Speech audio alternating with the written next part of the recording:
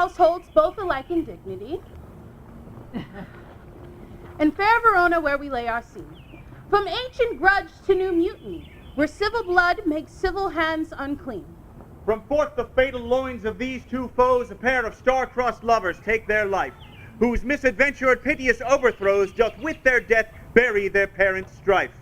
The fearful passage of their death-marked love, and the continuance of their parents' rage, which but their children's end not could remove, is now the 2 hours' traffic of our stage.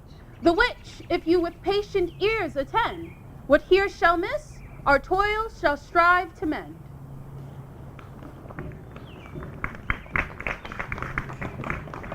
Good morrow! Good morrow!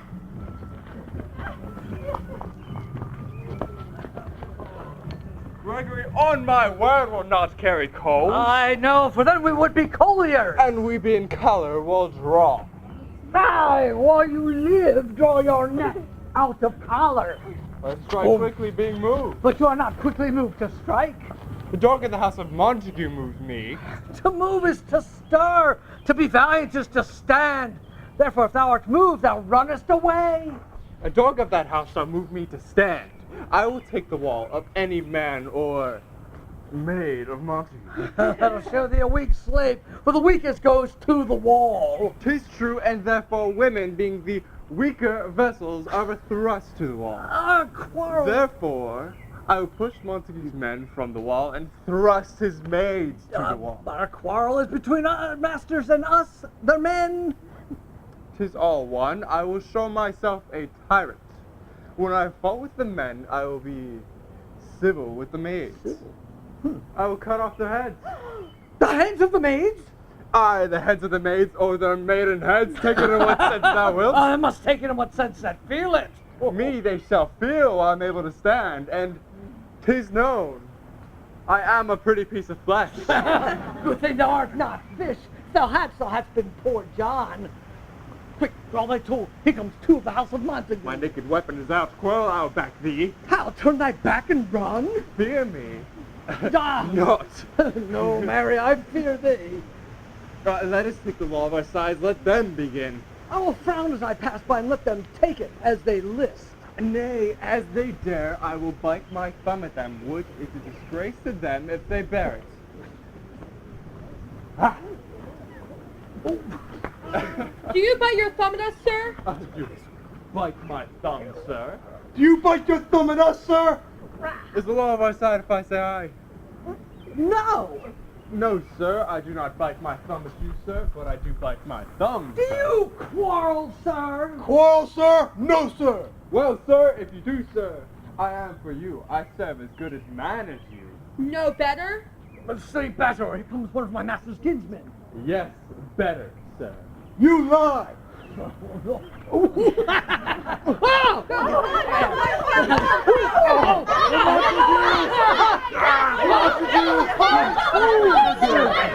know not what you do. What dost thou draw among these? Thoughtless hinds. Turn thee, Benvolio. Look upon thy death. I do but keep the peace. Put up thy sword or manage to depart these men with me. Drawn and talk of peace. I hate the word, as I hell all Montagues. Yeah. And thee. Look, those and partisans, coward.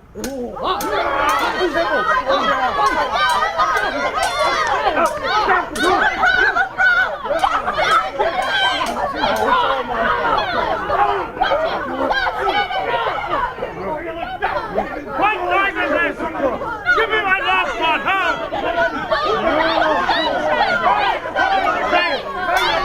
Hold on to your comment, crushes his blade and slay of thee! Now, close to me! Profaner of this name, proceed, seal! What ho!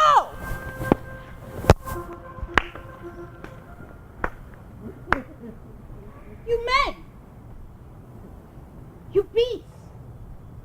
That quench the fire of your pernicious rage, with purple fountains issuing from your veins, on pain of torture.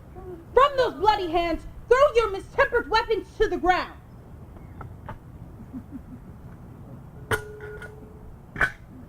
and hear the sentence of your moved prince.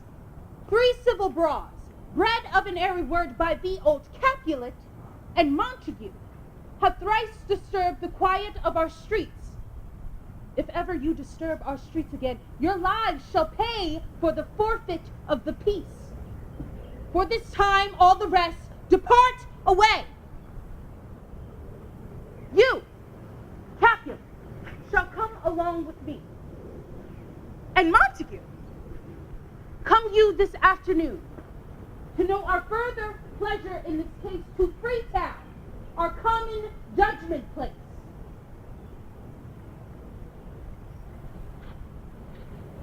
Once more, on the pain of death, all men depart.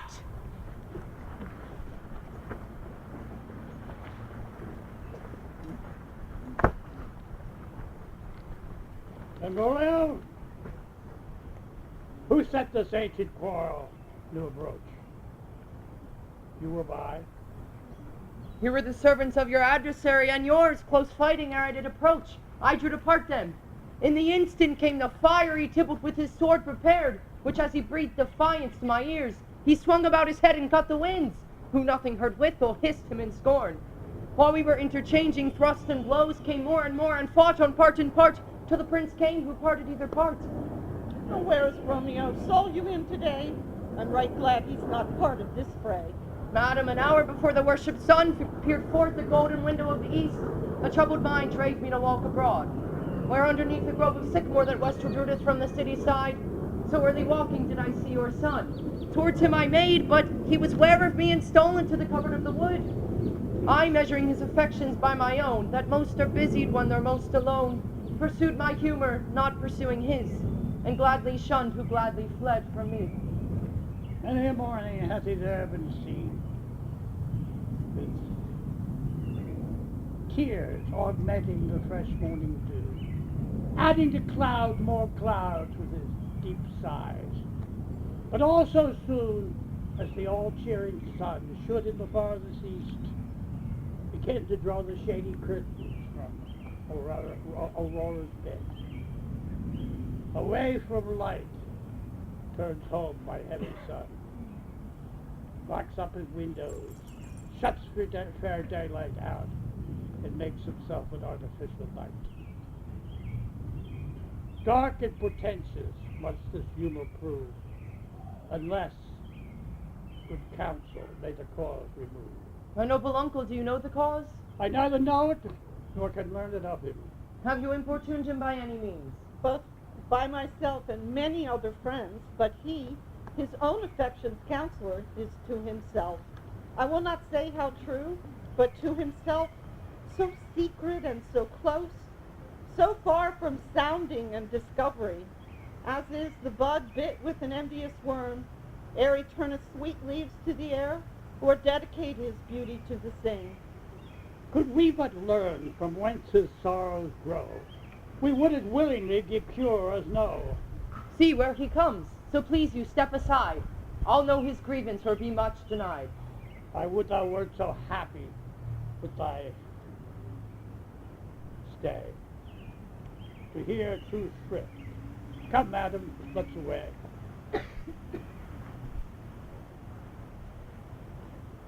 Good morrow, cousin. Is the day so young? But new struck 9. Ay me, sad hours seem long. Is that my father that went hence so fast? It was.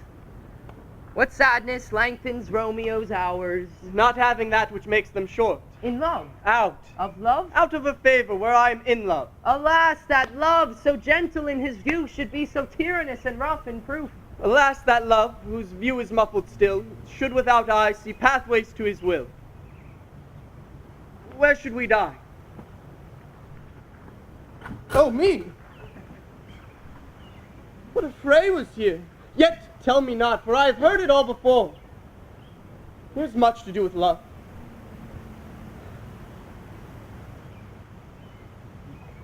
Bright fire, cold sickness, health, still waking sleep. That is not what it is. If love be a lie, that feel no love in this. Dost thou not laugh? No, cause I rather weep. good heart, at what? At thy good heart's oppression. Why, such is love's transgression. Griefs of mine own lie heavy in my breast, which thou wilt propagate to have oppressed with more of thine. This love that thou hast shown doth add too much grief to too much of mine own. Love is smoke raised with the fume of sighs, being purged of fire sparkling in lovers' eyes, being vexed to see nourished with loving tears. What is it else? A madness most discreet, a choking gall and a preserving sweet. Farewell, my coz. Soft, I will go along, and if you leave me so, you do me wrong. I have lost myself. I am not here. This is not Romeo. He is some other where.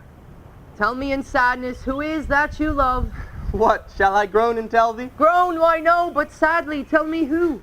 In sadness, cousin, I do love a woman. I aimed so near when I supposed you loved. A right good marksman. A right fair mark, fair cause it soonest hit. Well, in that hit you miss. She'll not be hit with Cupid's arrow. She hath Diane's wit. And in strong proof of chastity, well armed from love's weak childish bow, she lives uncharmed. She will not stay the siege of loving terms, nor bide the encounter of assailing eyes, nor open her lap to saint seducing gold. Oh, she is rich in beauty, only poor that when she dies, with beauty dies her store. Then she hath sworn that she will still live chaste? She hath, and in that sparing makes huge waste. For beauty starved with her severity, cuts beauty off from all posterity. She is too wise, too fair, wisely too fair to merit bliss by making me despair. She hath forsworn to love, and in that vow do I live dead that live to tell it now. Be ruled by me. Forget to think of her. Oh, teach me how I should forget to think. By giving liberty into thine eyes, examine other beauties. 'Tis the way to call hers exquisite and question more. Show me a mistress that is passing fair. What doth her beauty serve but as a note where I may read who passed that passing fair? Farewell, thou canst teach me how to forget. I'll pay that doctrine or else die in debt.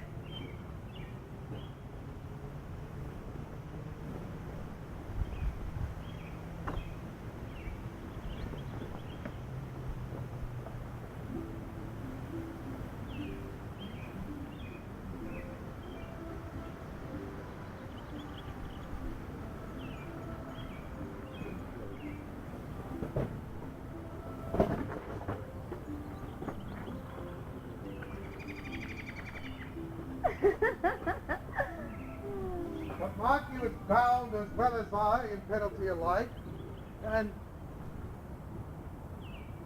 'tis not hard, I think, for men so old as we to keep the peace. Of honorable reckoning are you both, and pity 'tis you've lived at odds so long. But now, my lord, what say you to my suit? But say it all what I've said before. My child is but a stranger in this world. She hath not seen the change of 14 years. Let 2 more summers wither in their pride, ere we may think her ripe to be a bride. Younger than she are happy mothers made. And too soon more are those so early made. Earth hath spoiled all my hopes but she. She's the hopeful lady of my earth. But woo her, gentle Paris, get her heart. My will to her consent is but a part, and she agreed.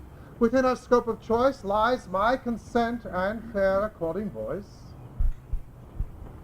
This night I hold an old accustomed feast, whereto I've invited many a guest, such as I love. And you among the store, one more, most welcome, make my number more. At my poor house look to behold this night earth-treading stars that make dark heaven light.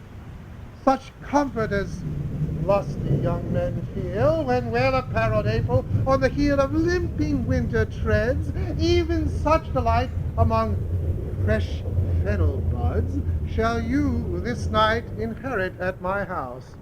Hear all see, and like her most, whose merit most shall be, which on more view of many, mine being one, shall stand in number, though in reckoning none. Come, go with me. Go, sirrah. Go trudge about fair Verona. Find those persons out whose names are written there, and to them say, my house and welcome on their pleasure say.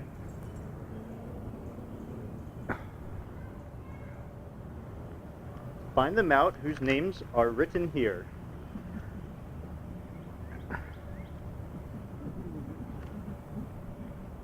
Well, it is written that the shoemaker should meddle in his yard, and the tailor with his last, the painter with his nets, and the fisher with his pencils. But I'm sent to find those persons whose names are here writ, can never find the names the writing person hath here writ. I must to the learned, in good time. But man, one fire burns out another's burning. One pain is lessened by another's anguish. Turn giddy and be hope by back returning. One desperate grief cures with another's languish. Take thou some new infection into thy eye, and the rank poison of the old will die. Your plantain leaf is excellent for that. For what, I pray thee? For your broken shin. Why, Romeo, art thou mad? Not mad, but bound more than a madman is. Shut up in prison, kept without my food, whipped and tormented and... Good e'en, good fellow. God, a good e'en. I pray, sir, can you read? Aye, mine own fortune in my misery. Perhaps you have learned it without book, but I pray, can you read anything you see? Aye, if I know the letters and the language. Ye say honestly, rest you merry. Stay, fellow, I can read. Signor Martino and his wife and daughters, Count Ansome and his beauteous sisters, the lady widow of Vitruvio, Signor Placentio and his lovely nieces, Mercutio and his brother Valentine, mine uncle Capulet, his wife and daughters, my fair niece Rosaline, Signor Valentino and his cousin Tybalt, Lucio and the lively Elena, a fair assembly. Whither should they come? Up. Whither? To supper? To our house. Whose house? My master's. Indeed, I should have asked you that before. I will tell you without asking. My master is the great rich Capulet, and if ye not be of the house of Montagues, I pray, come and crush a cup of wine. Rest ye merry. At this same ancient festa Capulet sups the fair Rosaline whom thou so lovest, with all the admired beauties of Verona. Go thither, and with untainted eye compare her face with some that I shall show, and I will make thee think thy swan a crow. One fairer than my love. The all-seeing sun ne'er saw her match since first the world began. Tut, you saw her fair, none else being by, herself poised with herself in either eye. But in that crystal scales let there be weighed your lady's love against some other maid that I should show you shining at this fest, and she shall scant show well that now shows best. I'll go along. No such sight to be shown, but to rejoice in splendor of mine own.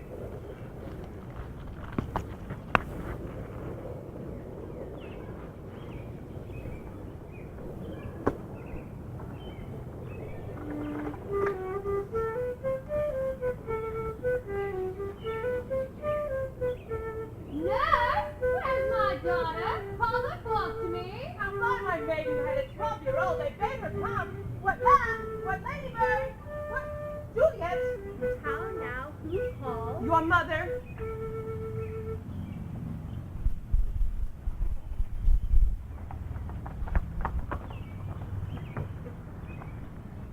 Madam, I'm here. What is your will? This is the matter. Nurse, give leave a while. We must talk in secret.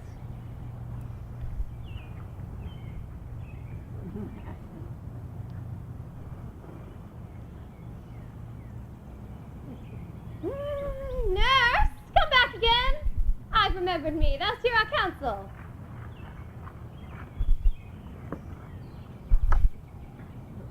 Thou knowest my daughter's of a pretty age. Faith, I can tell her age unto an hour. She's not 14? I'll lay 14 of my teeth, and to my teen be it spoken, I have but 4. She is not 14. How long is it now to Lammas-tide? A fortnight and odd days. Even or odd, of all the days of the year, come Lammas Eve at night shall she be 14. Susan and she, God rest all Christian souls, were of an age. Well, Susan is with God, she was too good for me. But as I said, come Lammas Eve at night shall she be 14. That shall she. Mary, I remember it well. 'Tis since the earthquake now. 11 years, and she was weaned, I never shall forget it, of all the days of the year upon that day. For then I had laid wormwood to my dove, sitting in the sun under the dove house wall. You and my lord were then At Mantua, nay, I do bear a brag. But as I said, when it did taste the wormwood on the nipple of my jug and felt it bitter, pretty fool, to see it touchy and fall out with the jug. Shake! Quoth the dove house. 'Twas no need I trout to bid me trudge. And since that time it is 11 years, for she could stand alone. Nay, by the rood she could have run and waddled all about. For even the day before, she broke her brow, and my husband, God rest him, he was a merry man, took up the child. Yea, falls upon thy face, Jewel, thou wilt fall backwards when thou comest of age, wilt thou not? And by my holy name, the pretty fool stinted and said, Aye. To see now how a jest shall come about, and I warrant I live 1,000 years, I never shall forget it. Wilt thou not, Jewel? The pretty fool stinted and said, Aye! Enough of this! I pray thee, hold thy peace. Peace. Yes, ma'am. Now, I cannot. I laugh to think it should leave off crying and say, I, and then had a bump upon its brow, as big as a young cockerel stone, a perilous knot, and it wet and bitter. Falleth upon thy face, Jewel, thou wilt fall backwards when thou hast more wit, wilt thou not? Oh, the pretty fool left off crying and said, I. And since thou too, I pray thee, nurse, say I. Oh, peace, I am done. I was the prettiest babe that e'er I nursed, and I should live to see thee married once. I have my wish. Mary! That Mary is the very theme I came to talk on. Tell me, daughter Juliet, how stands your disposition to be married?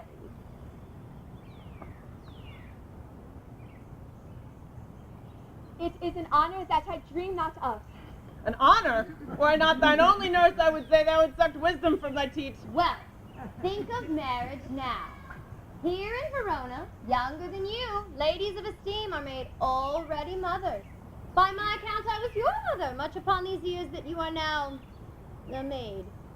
Thus then in brief, the valiant Paris seeks you for his A love. man, young lady, such a man is all the world, why he's a man of wax. Verona's summer hath not such a flower. A flower is faith, a very flower.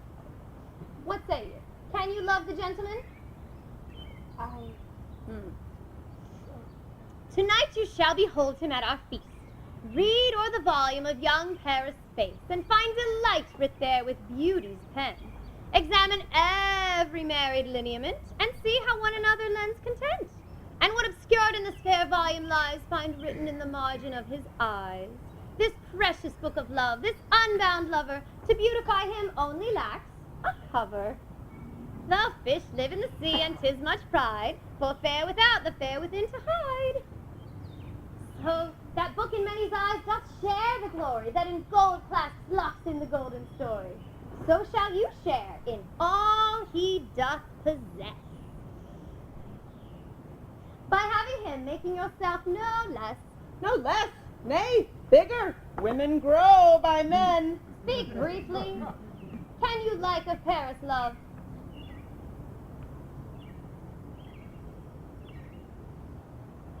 I'll look to like if looking like you move, but no more deep shine darts mine eye than your consent gives strength to make it fly.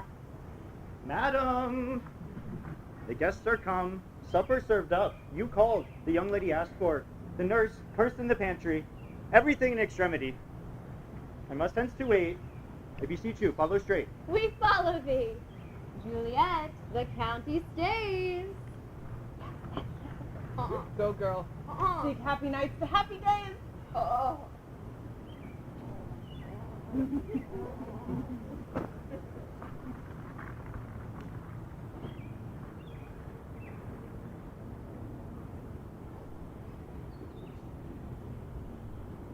Where's Podpan that he helps not to take away? He shipped a truncher, he scraped a truncher. When good manners shall lie in one or two men's hands, they too are unwashed. Away with the joint stools. Remove the court cupboard. Look to the Now, plate. now, save me a piece of marchpane. And if thou loves me, let the porter let in Susan Grindstone and thou. Antonia, good Helena. Aye, ready. You're looked for, asked for, called for, and sought for in the great chamber. It cannot be here and there too. Cheerily all, be brisk a while, and may the longer liver take all.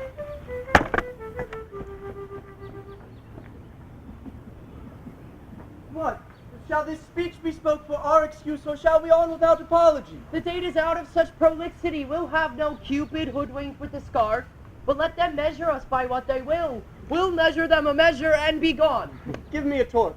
I'm not for this ambling. Being but heavy, I will bear the light. Nay, gentle Romeo, we must have you dance. Not I, believe me. You have dancing shoes with nimble soles.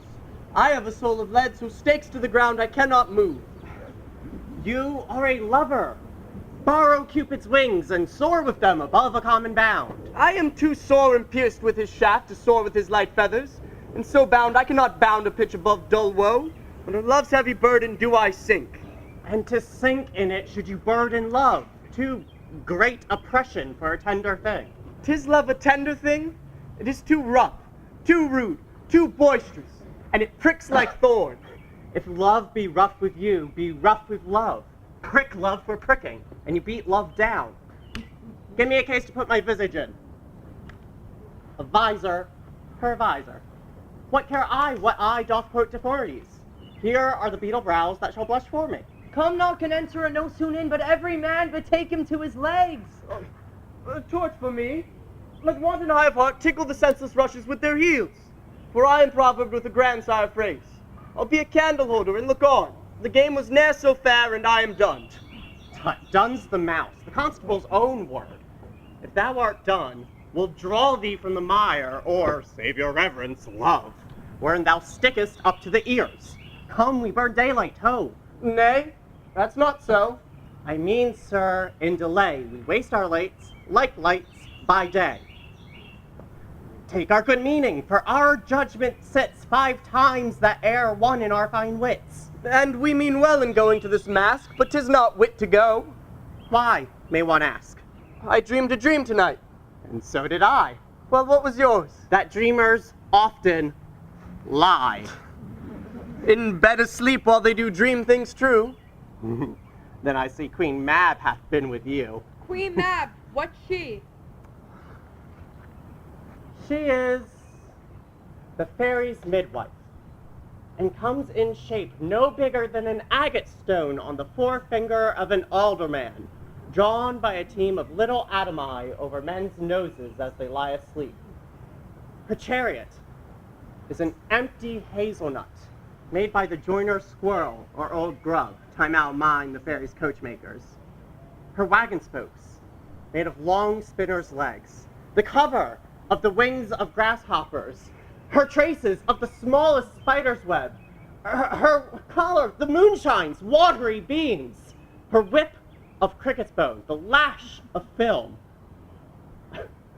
Her wagoner is a small, gray-coated gnat, not half so big as a round little worm, plucked from the finger of a lazy maid.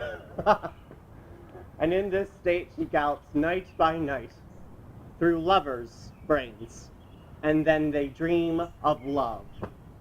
Or lawyers' fingers, who straight dream on fees, or courtiers' knees, who dream on curtsies straight, or ladies' lips, who straight on kisses dream, which oft the angry Mab with blisters plagues, because their breath with sweetmeats stained are. Sometimes she driveth over a courtier's nose, and then dreams he of smelling out a suit, and sometime comes she with a tight pig's tail, tickling a parson's nose as he lies asleep, and then he dreams of another benefice. Sometime she driveth over a soldier's neck, and then dreams he of cutting foreign throats, of breeches, ambuscados, Spanish blades, of healths 5 fathom deep, and then anon drums in his ear, at which he starts and wakes, being thus frightened, swears a prayer, or 2, and sleeps again. This is that very Mab that plaits the manes of horses in the night, and bakes their elf locks into foul, sluttish hairs, which once untangled much misfortune bodes.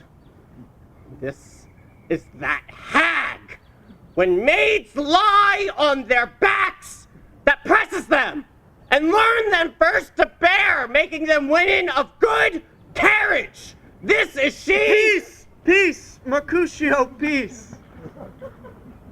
Thou talk'st of nothing. True. I talk of dreams, which are the children of an idle brain, begot of nothing but vain fantasy, which is as thin of substance as the air, and more inconstant than the wind, which woos even now the frozen bosom of the north, and being angered puffs away from thence, turning his face to the dew-dropping south. This wind you talk of blows us from ourselves. Supper is done, and we shall come too late. I fear too early, for my mind misgives. Some consequence yet hanging in the stars shall bitterly begin his fearful date with this night's revels, and expire the term of a despised life closed within my breast by some vile forfeit of untimely death. But he that hath the steerage of my course, direct my sail. On, lusty gentlemen! Strike drum!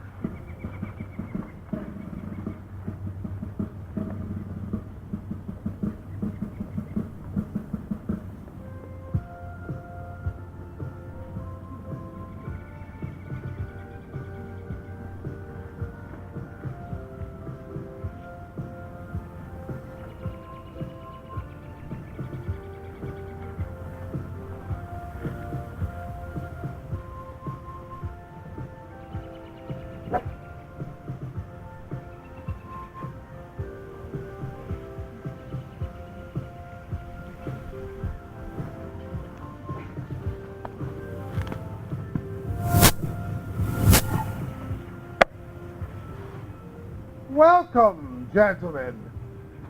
Ladies that have their toes unplagued with corns, we'll walk about with you. My mistresses, which of you all will now deny to dance? She that makes dainty, she I'll swear hath corns. Am I come near you now? You're welcome, gentlemen. I have seen the day that I have worn a visor and could tell a whispering tale in a fair lady's ear, such as would please. It's gone, it's gone, it's gone. You are welcome, gentlemen. Come, musicians, play! Aho, give room and put it, girls! And more light, your knaves! And turn up the tables, and quench the fire, the room has grown too hot. Nay, sit, good cousin Capulet, for you and I are past our dancing days. How long is it since last yourself and I were in a dance? Bar your lady, 30 years. What, man? 'Tis not so much, 'tis not so much. 'Tis since the nuptial of Vicentio, come Pentecost as quickly as it will, some 25 years, and then we masked. Oh, 'tis more. His son is elder, sir. His son is 30. Will you tell me that? His son was but a ward 2 years ago.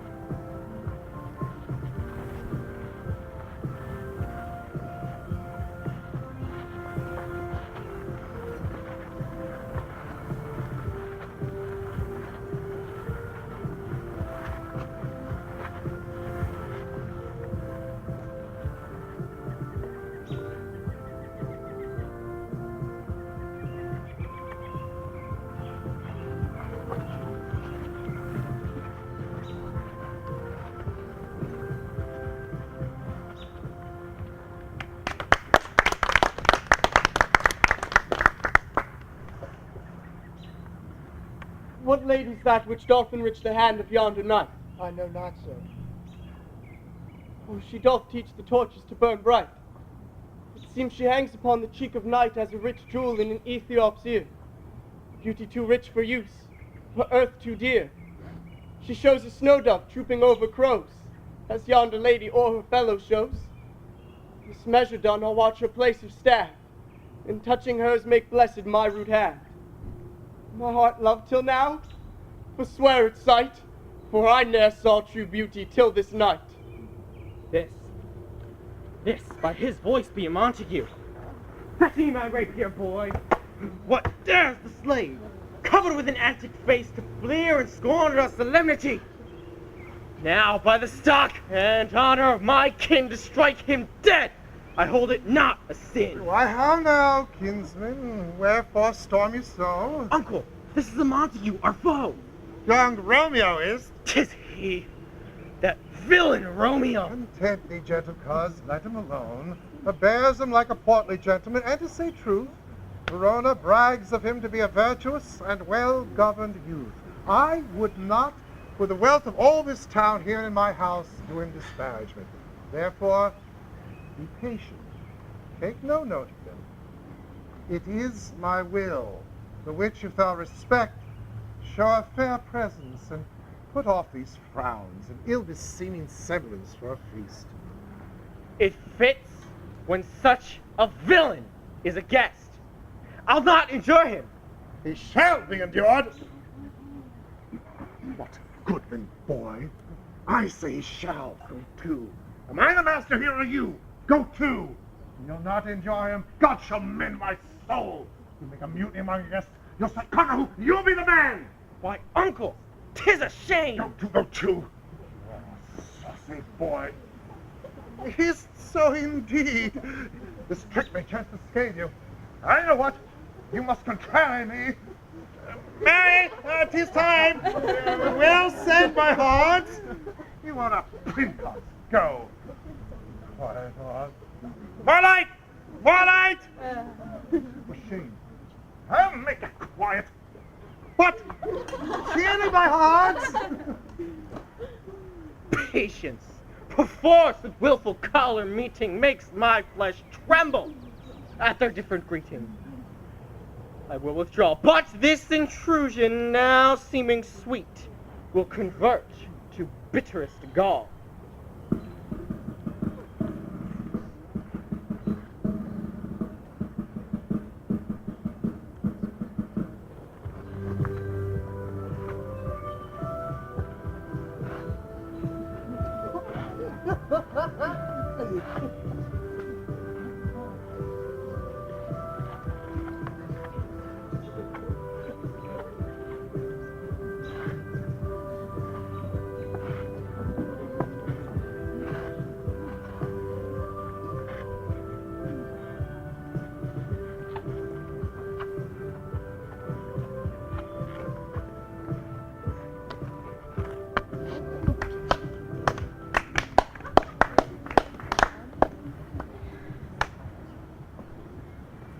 If I should profane with my unworthiest hand this holy shrine, the gentle sin is this: my lips, two blushing pilgrims ready stand, smooth that rough touch with a tender kiss. Good pilgrim, you do wrong your hand too much. What mannerly devotion shows in this? Your saint has hands that pilgrims' hands do touch, and palm to palm is holy palmer's kiss. Have not saints lips and holy palmers too? I pilgrim, the lips that they must use in prayer. Oh then, dear saint, let lips do what hands do. They pray. Grant thou lest faith turn to despair.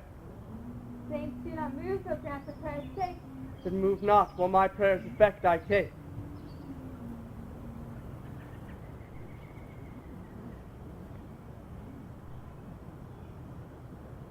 Thus, from my lips by thine, my sin is purged. Then have my lips the sin that they have took. Sin from my lips? O trespasses sweetly urged, give me my sin again. You can by the book. Madam! Your mother craves a word with you. What is her mother? Mary Bachelor, her mother is the lady of the house. and a good lady, and a wise, and a virtuous. I nurse her daughter that you talk with all. Let me tell you, he that can lay hold of her shall have the chinks. Is she a Capulet? Oh, dear account, my life is my foe's debt. Away, be gone, the sport is at the best. Aye, and so I feel the more is my unrest. Nay, choose not to be gone, gentlemen. We have a trifling, foolish banquet towards. Is so indeed. Well, then I thank you all. I thank you, honest gentlemen. Good night. More like it. Oh, come on then, let's to bed. I, sir, by my fay it waxes late. Come hither, nurse. What is yon gentleman? Son and heir of old Tiberio. What's he that now is going out of door? Mary, I think that be young Petruchio. What's he that follows here that would not dance? I know not. Well, go ask his name.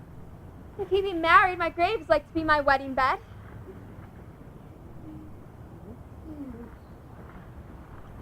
His name is Romeo, and a Montague, the only son of your great enemy. Smiley love, sprung smiley hate, too early seen unknown and known too late. Prodigious birth of love it is to me that I must love a loathed enemy. What is this? What's this? A rhyme I learned even now of when I danced with all. Juliet! Anon, the strangers are all gone.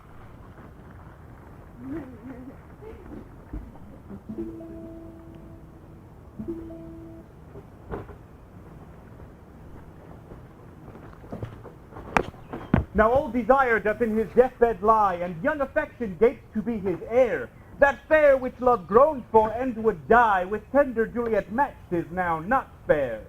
Now Romeo is beloved, and loves again, alike bewitched by the charm of looks. But to his foes opposed he must complain, and she say love's sweet bait from fearful hooks. Being held a foe, he may not have access to breathe such vows as lovers used to swear. And she, as much in love, her means much less to meet her new beloved anywhere. But passion lends them power, time means to meet, tempering extremities with extreme sweet. Romeo! My cousin! Romeo! Romeo! Romeo! Romeo! He is wise, and on my life hath stolen him home to bed. Come, he hath ran this way and left this orchard wall. Call good Mercutio. No, I'll conjure too. Romeo, humor's madman, passion, lover, appear thou in the likeness of a sigh. Speak but one rhyme, and I am satisfied. Cry but ah me, pronounce but love and dove. He heareth not, he stirred not, he moveth not. The ape is dead, and I must conjure him. I conjure thee by Rosaline's bright eye, by her high forehead and her scarlet lip, by her fine foot, straight leg, and quivering thigh, and the domain that there adjacent lie, that in thy likeness thou appear to us. And if he hear thee, thou wilt anger him. This could not anger him.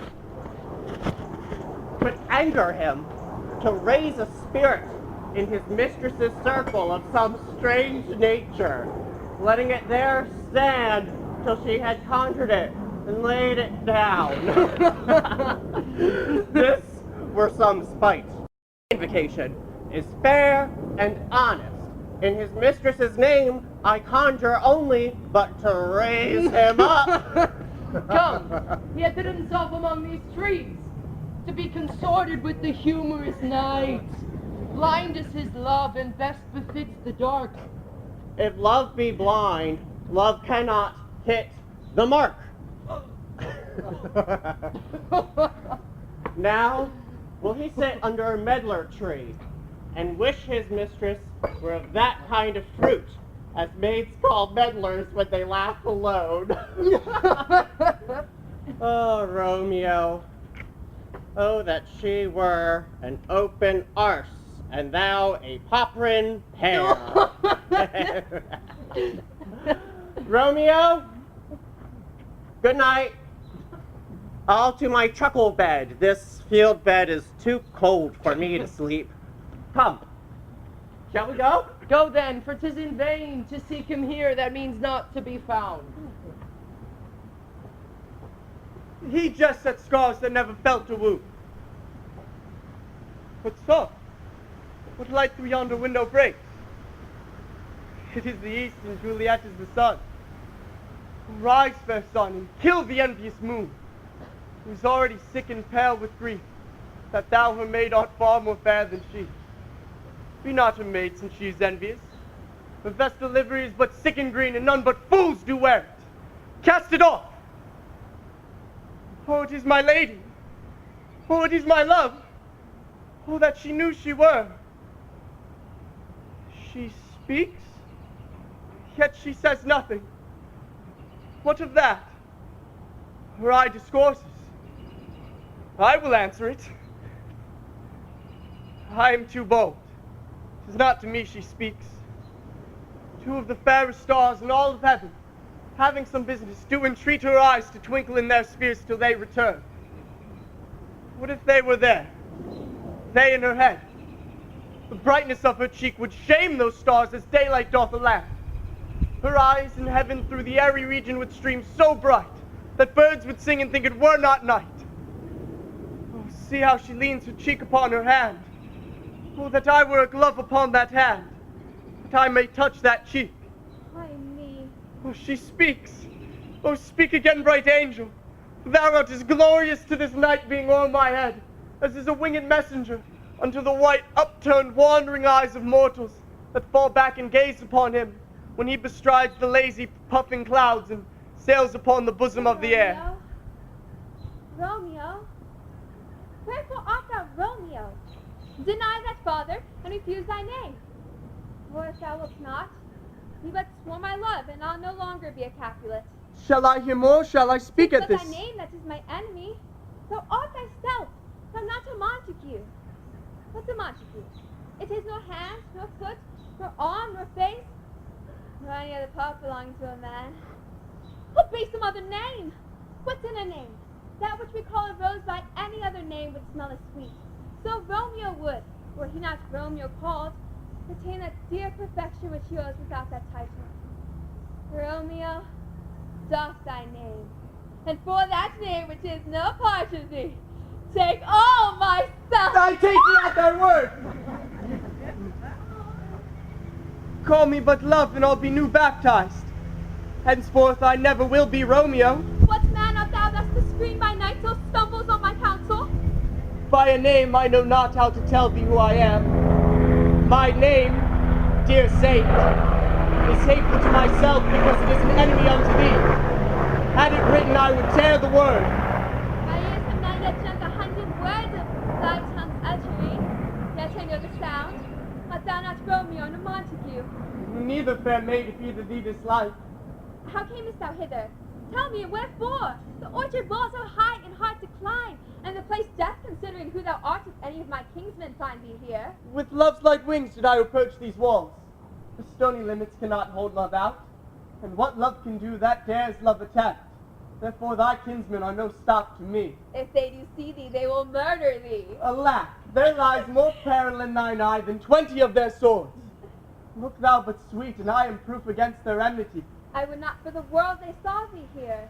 For I have night's cloak to hide me from their eyes. And but thou love me, let them find me here. My life were better ended by their hate than death prorogued wanting of thy love. By whose direction foundest thou out this place? By love, that first did prompt me to inquire. He lent me counsel, and I lent him eyes. I am no pilot. It were though as far as the vast shore washed with the furthest sea. I should adventure for such merchandise. Thou knowest the mask of night is on my face? Else would a maiden's blush repaint my cheek for that which thou hast heard me speak tonight. Fain would I dwell in form, fain deny what I have spoken, farewell compliment, dost thou love me? Oh,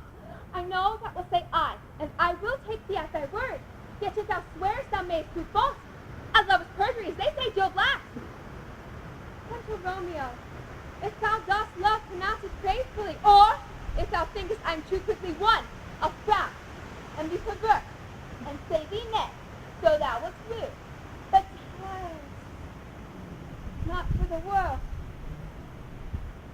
In truth, fair Montague, I am too fond, and therefore thou mayest think my behavior light, but trust me, gentlemen, I'll prove more true than those that have more cunning to be strange. I should have been more strange, I must confess, for that thou overheardest ere I was ware my true love passion. Therefore pardon me, and not impute this yielding to the light love which the dark night has so discovered. Lady, by yonder blessed moon I vow, that tips with silver all these Oh, fruit... swear not by the moon, the inconstant moon that monthly changes in her circled orb, lest thy love prove likewise variable. What else should I swear by? Do not swear at all, or if thou wilt, swear by thy gracious self, which is the God of my idolatry. If my Well, heart... do not swear. Although I joy in thee, I have no joy of this contract tonight. It is too rash, too unadvised, too sudden, too like the lightning, which thus seems to be ere one can say lighted. Sweet good night. This bud of love, by summer's ripening breath, may prove a beauteous flower when next we meet.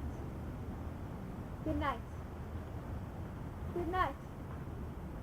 As sweet repose and rest come to thy heart, as that within my breast. Oh, wilt thou leave me so unsatisfied? What satisfaction canst thou have tonight? The exchange of thy love's faithful vow for mine. I gavest thee mine before thou didst request it, and yet I would it were to give again. Wouldst thou withdraw it? For what purpose, love? But to be frank and give it thee again. And yet I wish but for the thing I have, my bounty. It is boundless as the sea. My love is deep. The more I give to thee, the more I have, for both are infinite. Madam! I hear noise within. Do you love it too? Madam! I come anon. Sweet Montague, be true. Stay but a little, I will come again. Okay. Oh, blessed, blessed night! I am afeard being a night that all is but a dream. Too flattering sweet to be substantial. It's almost sunrise. Hours and hours gone by. The time that goes come and gone. So I can't hide.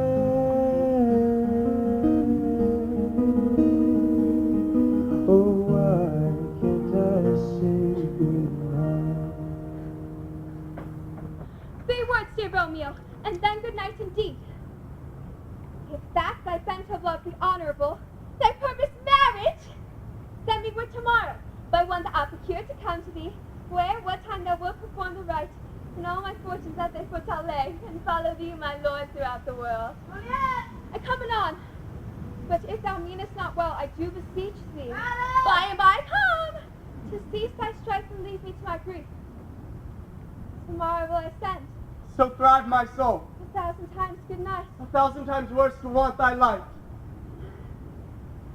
Love goes forward as schoolboys from their books, but love from love towards school with heavy looks. The whole world is sleeping, still I can't give in. The time that goes come and gone, so I can't hide.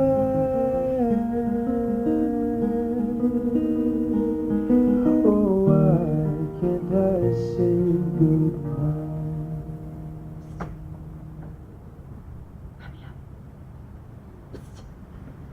Oh, for a falconer's voice to lure this castle gentle back again. Bondage is hoarse and may not speak aloud. Else would I tear the cave where echo lies and make her airy tongue more hoarse than mine, with repetition of my Romeo. It is my soul that calls upon my name. How silver sweet sound lovers' tongues by night, like softest music to attending ears. Romeo.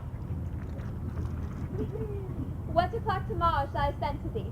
By the hour of 9. I will not fail. 'Tis 20 years till then. Romeo!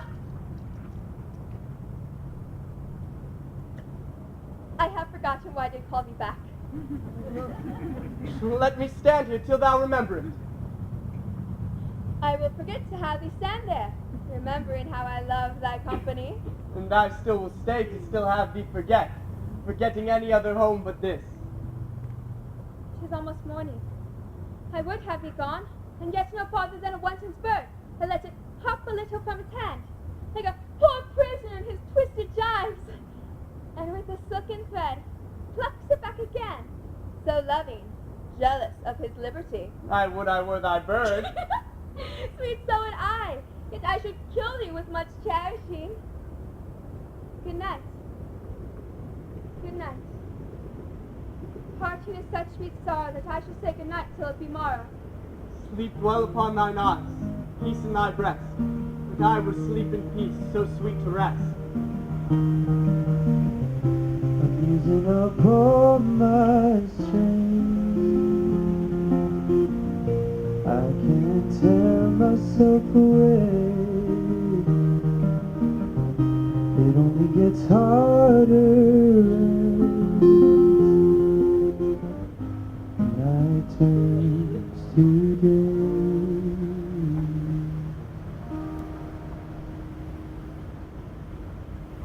Now, ere the sun advances burning eye, the day to cheer, night stank dew to dry, I must upfill this osier cage of ours with baleful weeds and precious juiced flowers.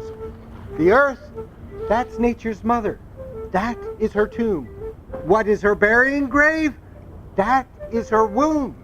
And from her womb, children of diverse kind, we, sucking on her natural bosom, find. Ooh, many for many virtues excellent. None but for some, and yet all different. Oh, within the infant rind of this small flower, poison hath residence and medicine power. For this, being smelt with that part, cheers each part. Being tasted, slays all senses of the heart. Two such opposed kings encamp them still, in man as well as herbs, grace and rude will. And where the latter is predominant, full soon the canker death eats up that plant.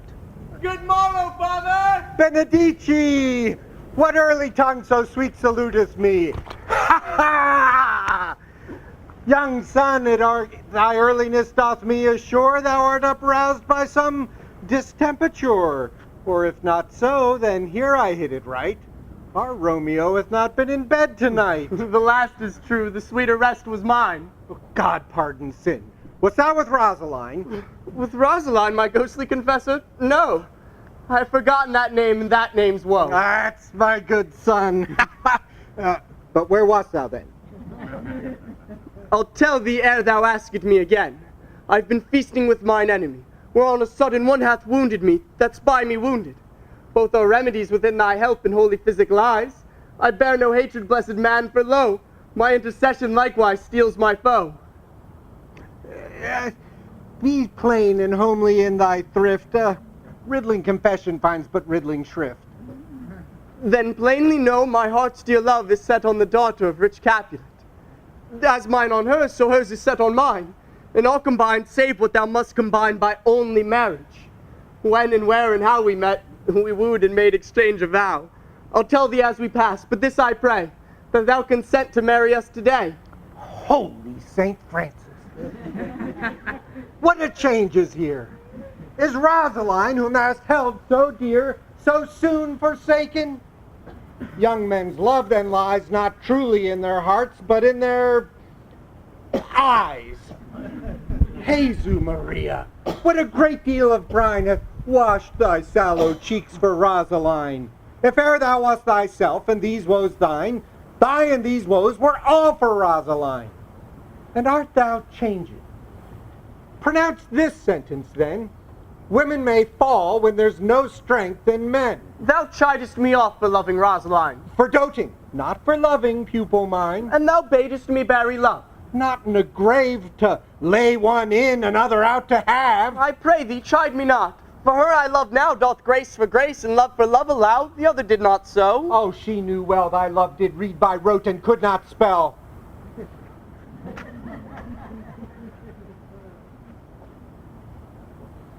But come, young waverer, come, go with me. In one respect all thy assistant be, for this alliance may so haply prove to turn thy household's rancor to pure love. No, let us hence, I stand on sudden haste. Slowly and wise, they stumble that run fast.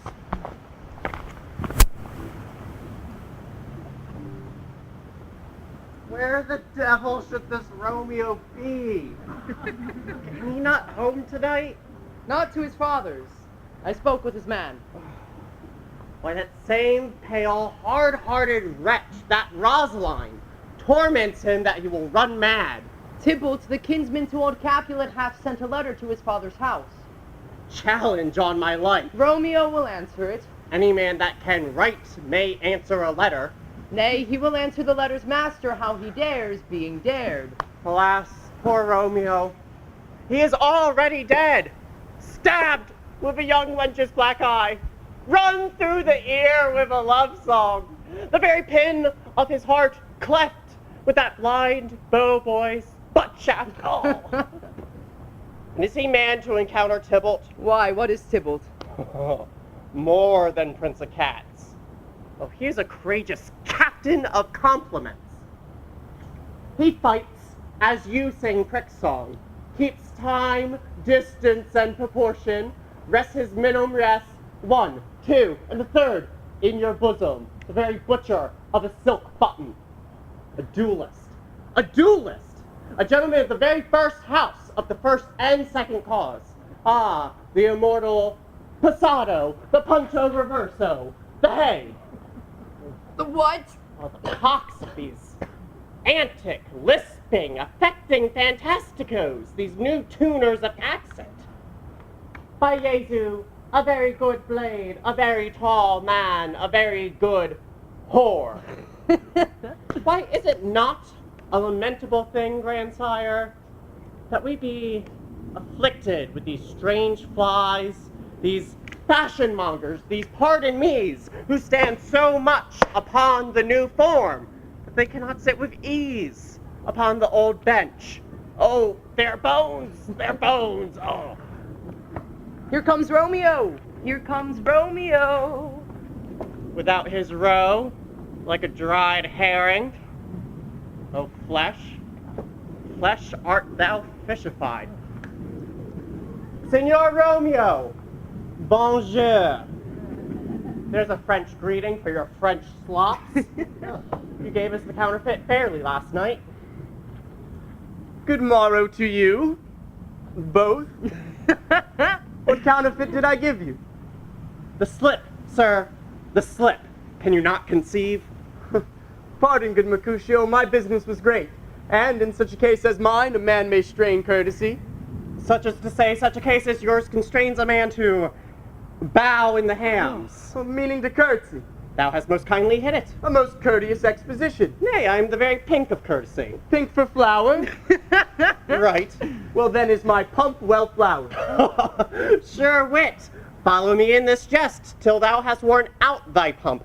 And when the single soul of it is worn, the jest will remain solely singular. Oh, single-soul jest, solely singular for the singleness.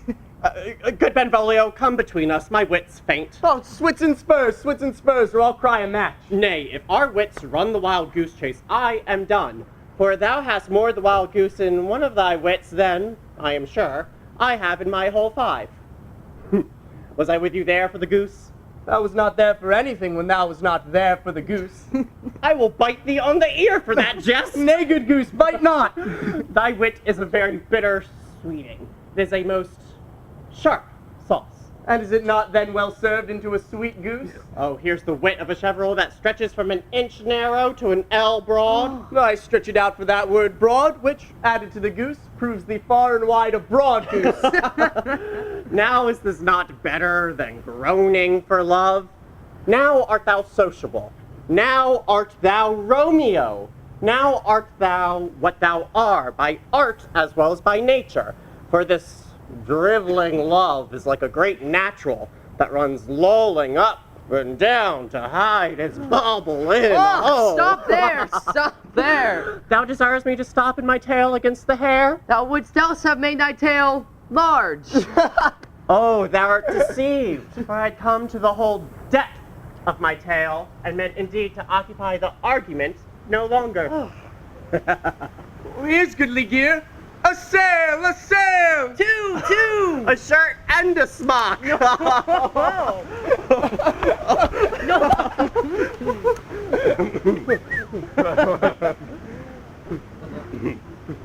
Peter, Anon. my fan, Peter. Good Peter, to hide her face, for the fan's the fairer face.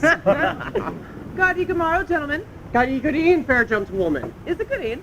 'Tis no more, I tell ye, for the bawdy hand of the dial is now upon the prick of noon. Out upon you, what a man are you. One gentlewoman that God hath made himself to mar. By my troth, it is well said. For himself to mar, quoth he. Gentlemen, can any of you tell me where I may find the young Romeo? I can tell you, but young Romeo will be older when you have found him than he was when you sought him. I am the youngest of that name, for fault of a worse. You say well. Is the worst? Well, very well took, faith, wisely. If you be he, sir, I desire some confidence with you. She will indict him to some supper. A bawd! So ho! What hast thou found? No hair, sir, unless a hair, sir, in a Lenten pie. Such to say, something stale and whore ere it be spent. An old hair whore and an old hair whore is very good meat in Lent. But a hair that is whored too much for score when it whores ere it be spent.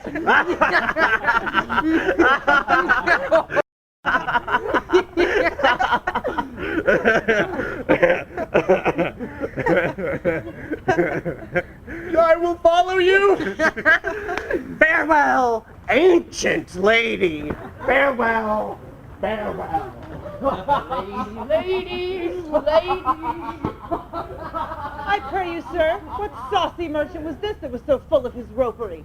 A gentleman, dear nurse, that loves to hear himself speak and will talk more in a minute than he will stand to in a month. Me say any such thing against me, I'll take him down and he were lustier than he is in 20 such jacks. And if I cannot, I'll find someone who shall. Scurvy knave. I am none of his flirt gills. I am none of his skeins mates.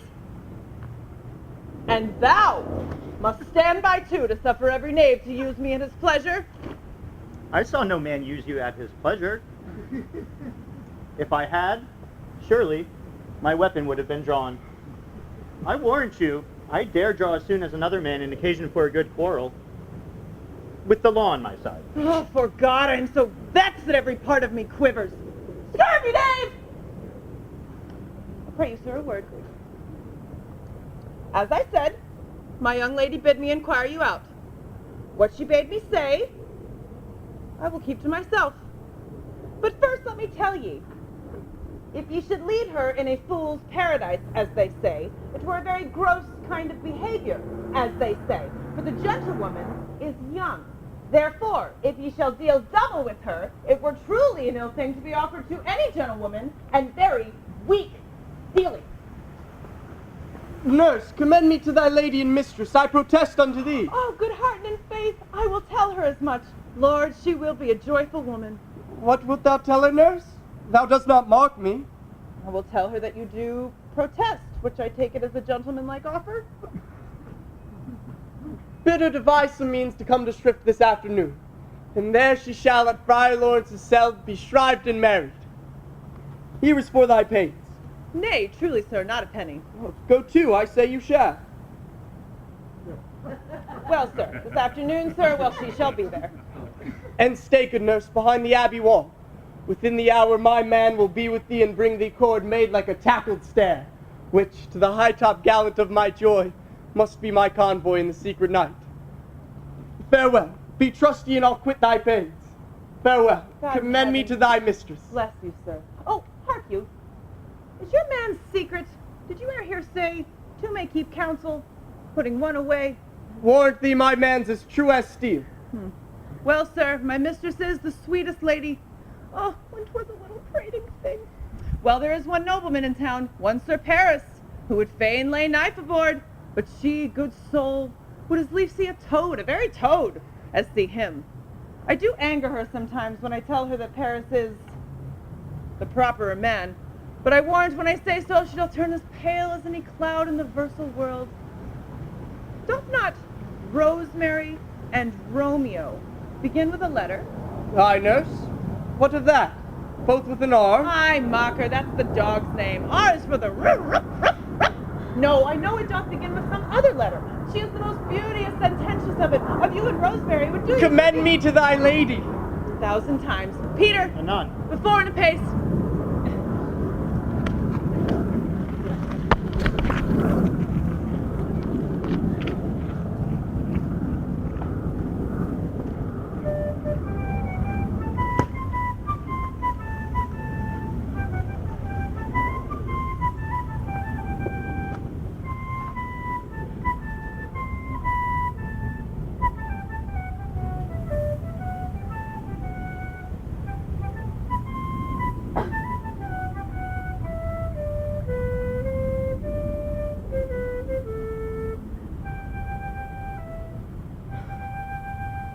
The clock struck 9 when I did send the nurse. In half an hour she promised to return. Perchance she cannot meet him. That's not so. Oh, she is lame! Love's herald should be thoughts, which 10 times faster glides than the sun's beams, driving back shadows over lowering hills. Therefore do nimble peons outstraw love, and therefore hath the wind swift's cupid wings. Now is the sun upon the highmost hill of this day's journey. And from 9 till 12 is 3 long hours. Yet she is not come. Had she affections and warm, youthful blood, should be as swift in motion as a ball. My words would then be heard to my sweet love, and his to me. But old folks, many fain as they were dead, unwieldy, slow, heavy, and pale as lead. Oh God, she comes. Oh, honey nurse, what news? Hast thou met with him?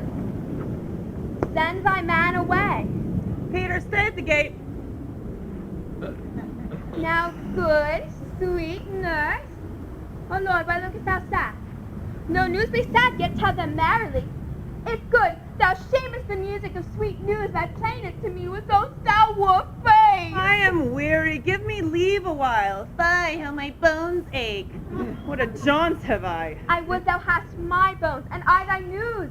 Nay, come, I pray thee, nurse, speak. Good, good nurse.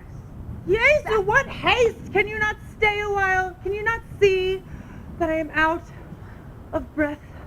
How art thou out of breath, when thou hast breath to say to me that thou art out of breath? The excuse that thou dost make in this delay is longer than the tale thou dost excuse. Is thy news good or bad? Answer to that. Say either, and I'll say the circumstance. Let me be satisfied. Is good or bad? Well, you have made a simple choice. You know not how to choose a man. Romeo? No, not he. Though his face be better than any man's, though his leg excels all men's, and for a hand and a foot and a body, will they be not talked on? They are past compare. It's not the flower of courtesy, but I'll warrant you, gentle as a lamb. Go thy way, wench, serve God. Have you dined at home? No. No, but all this did I know before. What says he of our marriage? What of that? Oh, my head. What a head have I. It beats as it would fall in 20 pieces. And my back, Oh, my back. Oh, beshrew your heart for sending me to catch my death by junking up and down. In faith, I am sorry thou art not well. Now, sweet, sweet, sweet nurse, tell me What says my wub? Your wub says like an honest gentleman, and a courteous, and a kind, and a handsome, and I warrant a virtuous.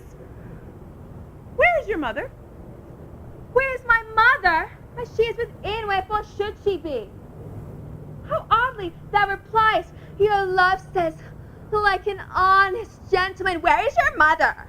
Yes, God's lady dear, are you so hot? Mary, come up, I trow. Is this the poultice for my aching bones? Henceforth do your messages yourself.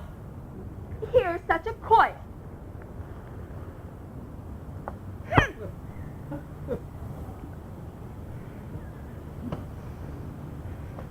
Come, what says Romeo? Have you got leave to go to Shrift today? I have. Then there stays a husband at Friar Laurence cell to make you a wife. Now comes the wanton blood up in your cheeks. They'll be scarlet straight at any news. Go, hie you to the cell. I must go another way, to fetch a ladder by the which your love will climb a bird's nest, soon, when it is dark. I am the drudge and toil in your delight, but you shall bear the burden soon at night. All to dinner, hie you to the cell. High to high fortune. Honest nurse, farewell.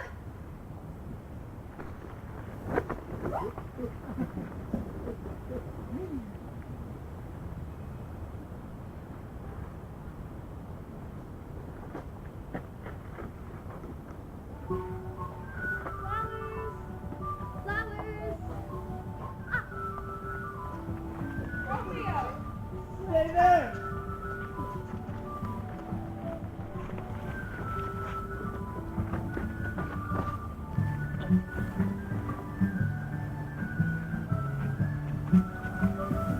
Flowers, sir?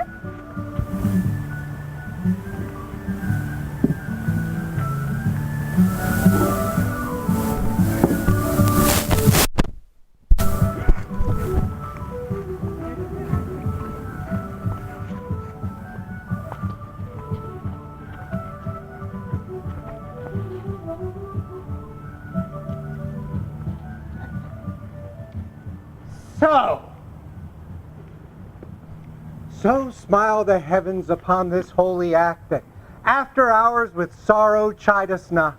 Amen, amen.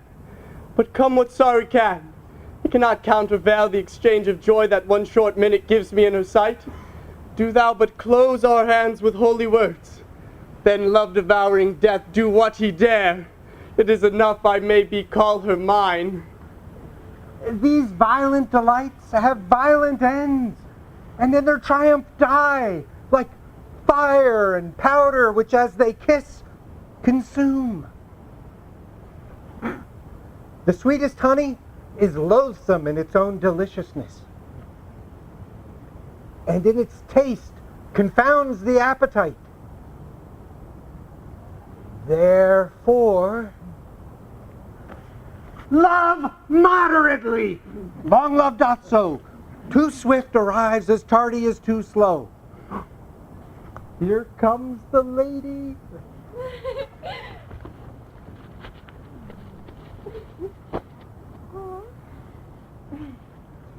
Good even to my ghostly confessor. Romeo shall thank thee, daughter, for us both. As much to him, else is his thanks too much. Juliet, if the measure of thy love be heaped like mine, and that thy skill be more to blazon it, then sweeten with thy breath this neighbor air, and let rich music's tongue unfold the imagined happiness that both receive in each by this dear encounter.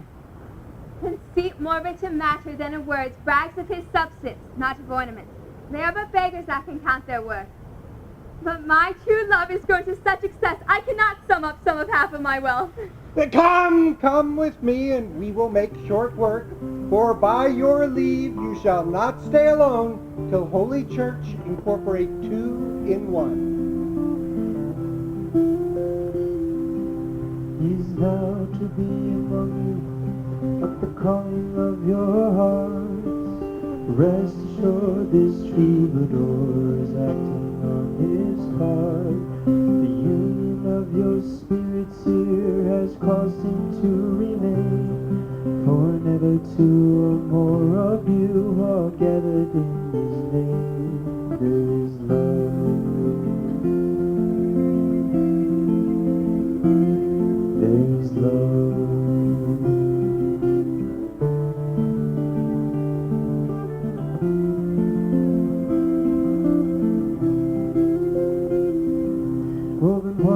to be the reason for becoming man and wife?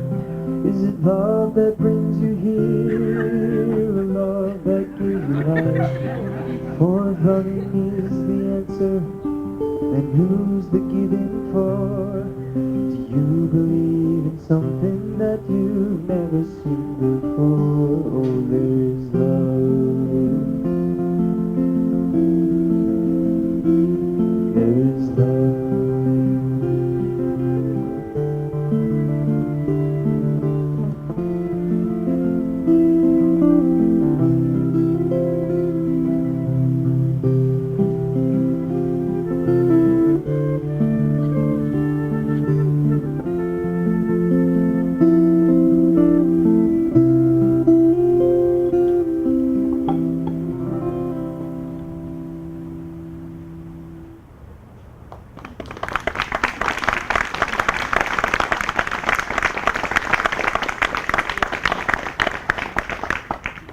I pray thee, good Mercutio, let's retire. The day is hot, the Capulets abroad, and if we meet, we shall not scape a brawl. For now these hot days is the mad blood stirring. Thou art like one of these fellows that when he enters the confines of a tavern, claps his sword upon the drawer and said, God send me no need of thee. And by the operation of the second cup, draws on the drawer when indeed there is no need. Am I like such a fellow? Come, come. Thou art as hot a jack in mood as any in Italy. As soon moved to be moody, as soon moody to be moved. And what too? Nay, we should have known such, for one would kill the other. Thou would quarrel with a man for having a hair more or a hair less in his beard than thou hast. Thou would quarrel with a man for cracking nuts, having no other reason but that thou hast hazel eyes. What eye but such an eye would spy out such a quarrel? Thy head is as full of quarrels as an egg is full of meat, and yet thy head hath been beaten as addled as an egg.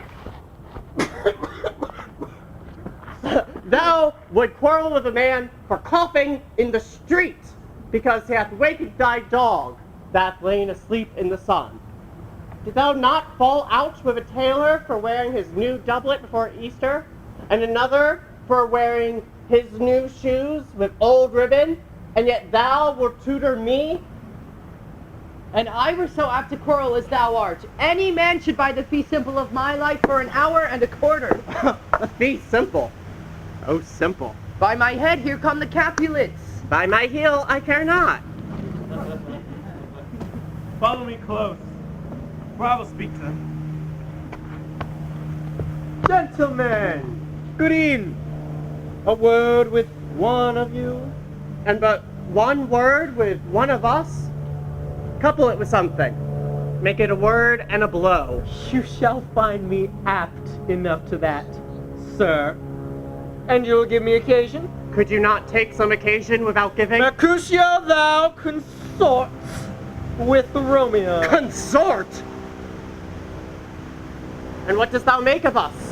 Minstrels? If thou make minstrels of us, look to hear nothing but discords. Here's my fiddlestick. Here's what shall make you dance. Zounds, consort! We talk here in the public haunt of men. Either withdraw into some private place and reason coldly of your grievances, or else depart. Here all eyes gaze on us. Men's eyes were made to look, and let them gaze. I will not budge for no man's pleasure, I. Well, peace be with you, sir. Here comes my man. But I'll be hanged, sir, if he wear your livery. Mary, go before the field. He'll not be your flower. Your worship, in that sense, may call him man. Romeo, the love I bear thee can afford no better term than this. Thou art a villain. Tybalt, the reason that I have to love thee doth much excuse the appertaining rage to such a greeting. Villain I am none. Therefore farewell. I see thou knows me not. Boy! this shall not excuse the injuries that thou hast done me. Therefore turn and draw. I do protest I never injured thee, but love thee better than thou canst devise till thou shalt know the reason of my love. And so, good Capulet, which name I cherish as dearly as mine own, be satisfied. Oh, calm, dishonorable, vile submission! Alice Dakota carries it away! Tybalt, you rat catcher, will you walk? What would thou have with me? Good king of cats. Nothing but one of your 9 lives that I mean to make bold withal, and as you shall use me hereafter, dry beat the rest of the 8. Will you pluck your sword from his pitcher by the ears? Make haste, lest mine be around yours ere it be out. I am for you. Good Mercutio, put thy rapier up. Come, sir, your passado. Benvolio, draw! Beat down the weapons! Gentlemen, for shame! Forbad this outrage! Tybalt, Mercutio! The Prince has expressly forbid this banning from the street! Oh, Tybalt! Mercutio! Away, Tybalt!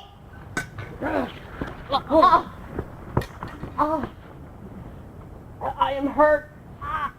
A plague of both your houses! I am sped. Is he gone and hath nothing? Why art thou hurt? A scratch. A scratch. Mary, 'tis enough. Where's my page? Go, villain, fetch a surgeon! Courage, man, the hurt cannot be much. No, 'tis not so deep as a well, nor wide as a church door, but 'tis enough. 'Twill serve. A plague on both your houses! I am peppered, I warrant, for this world. Sounds a dog, a rat, a mouse, a cat to scratch a man to death! A braggart, a rogue, a villain, who fights by the book of arithmetic! Why the devil came you between us? I was hurt under your arm! I thought all for the best. Help me to some house, Benvolio, or I shall faint. A plague on both your houses! They made worms meat of me! And soundly too. Your houses! This man, the Prince near ally, my very friend, hath got his mortal hurt on my behalf. My reputation stained with Tybalt's slander. Tybalt that hath an hour been my cousin. Oh, sweet Juliet, thy beauty has made me effeminate, and in my temper softened valor's steel. Oh, Romeo, brave Mercutio's dead. The gallant spirit hath aspired the clouds, and to untimely here did scorn the earth. This day's black fate on more days doth depend. This but begins the woes others must end. Here comes the furious Tybalt back again. Alive and triumphant, Mercutio slain away to heaven. Respective lenity and fiery-eyed fury, be my conduct now! Now, Tybalt, take the villain back again that late thou gavest me. For Mercutio's soul is but little way above our heads, staying for thine to keep him company. Either thou, or I, or both must go with him! Thou wretched boy that didst consort him here, shall with him hence. We shall determine that.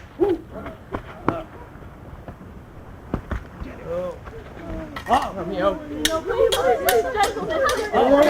Run it through! From Montague!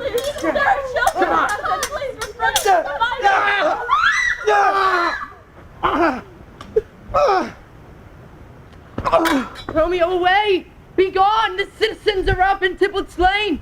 Stand not amazed, the prince will doom thee death if thou art taken! Hence, be gone, away! Oh, I am fortune's fool! Dost thou stay?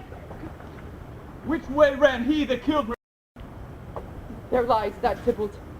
Up, sir, and go with me. I charge thee in the prince's name. Where are the vile beginners of this fray? Oh, noble prince, I can discover all the unlucky manage of this fatal brawl. There lies the man slain by young Romeo that slew thy kinsman brave Mercutio. Tybalt! My cousin! Oh, my brother's child! Oh, prince! Cousin! Husband! The blood is spilled! The blood of ours and blood of Montague! Oh, cousin! Benvolio, who began this bloody fray? Tybalt, here slain whom Romeo's hand did slay. Romeo that spoke him well bid him bethink how nice the quarrel was, and urged withal your high displeasure. All this uttered with gentle breath, calm look, knees humbly bowed, could not take truce with the unruly spleen of Tybalt deft to peace. Romeo, he cries aloud, hold, friends, friends, part! And swifter than his tongue his agile arm beats down their fatal points, and twixt them rushes, underneath whose arm an envious thrust from Tybalt hit the life of stout Mercutio, and then Tybalt fled.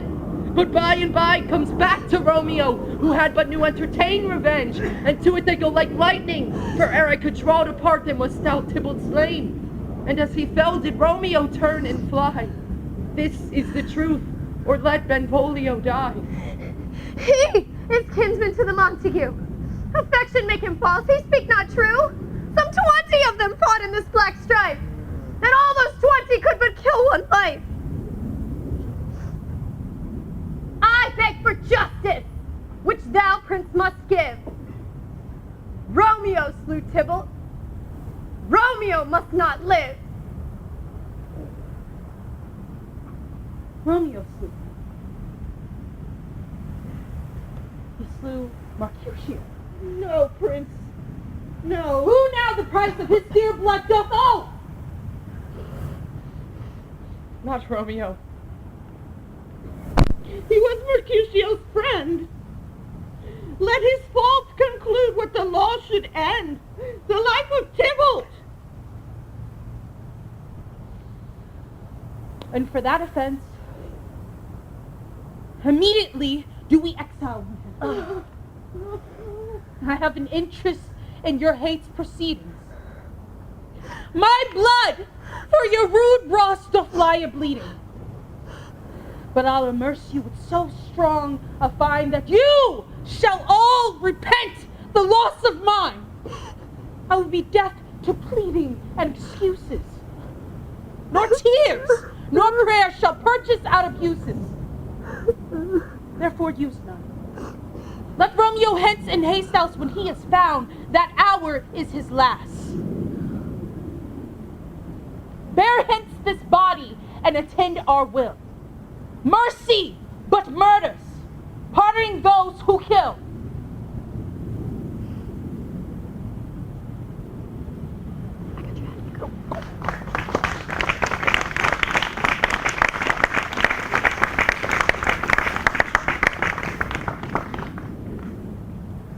Good gents, with your kind permission, the time is now for intermission. Relax, converse, be of good cheer. Refreshments beckon from the rear. Tasty, succulent, and affordable. We also offer potties, portable. But when you hear the musician sound, come hither to this sylvan round. 'Tis time then to resume your pews. Our second act forthwith ensues.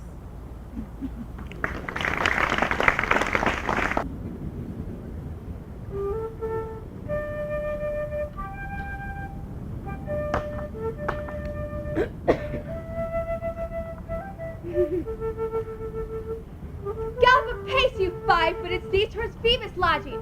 Such a wagon as Phaeton would whip you to the west. And bring in cloudy night immediately. Spread that close curtain. Love before me night that runaway's eyes may wink. And Romeo, leap to these... Oh, untalked of and unseen. Come, night. Come, Romeo. Come now, day and night. For thou wilt lie upon the wings of night, whiter than new snow upon a raven's back. Come, gentle night. Come, loving black-browed night.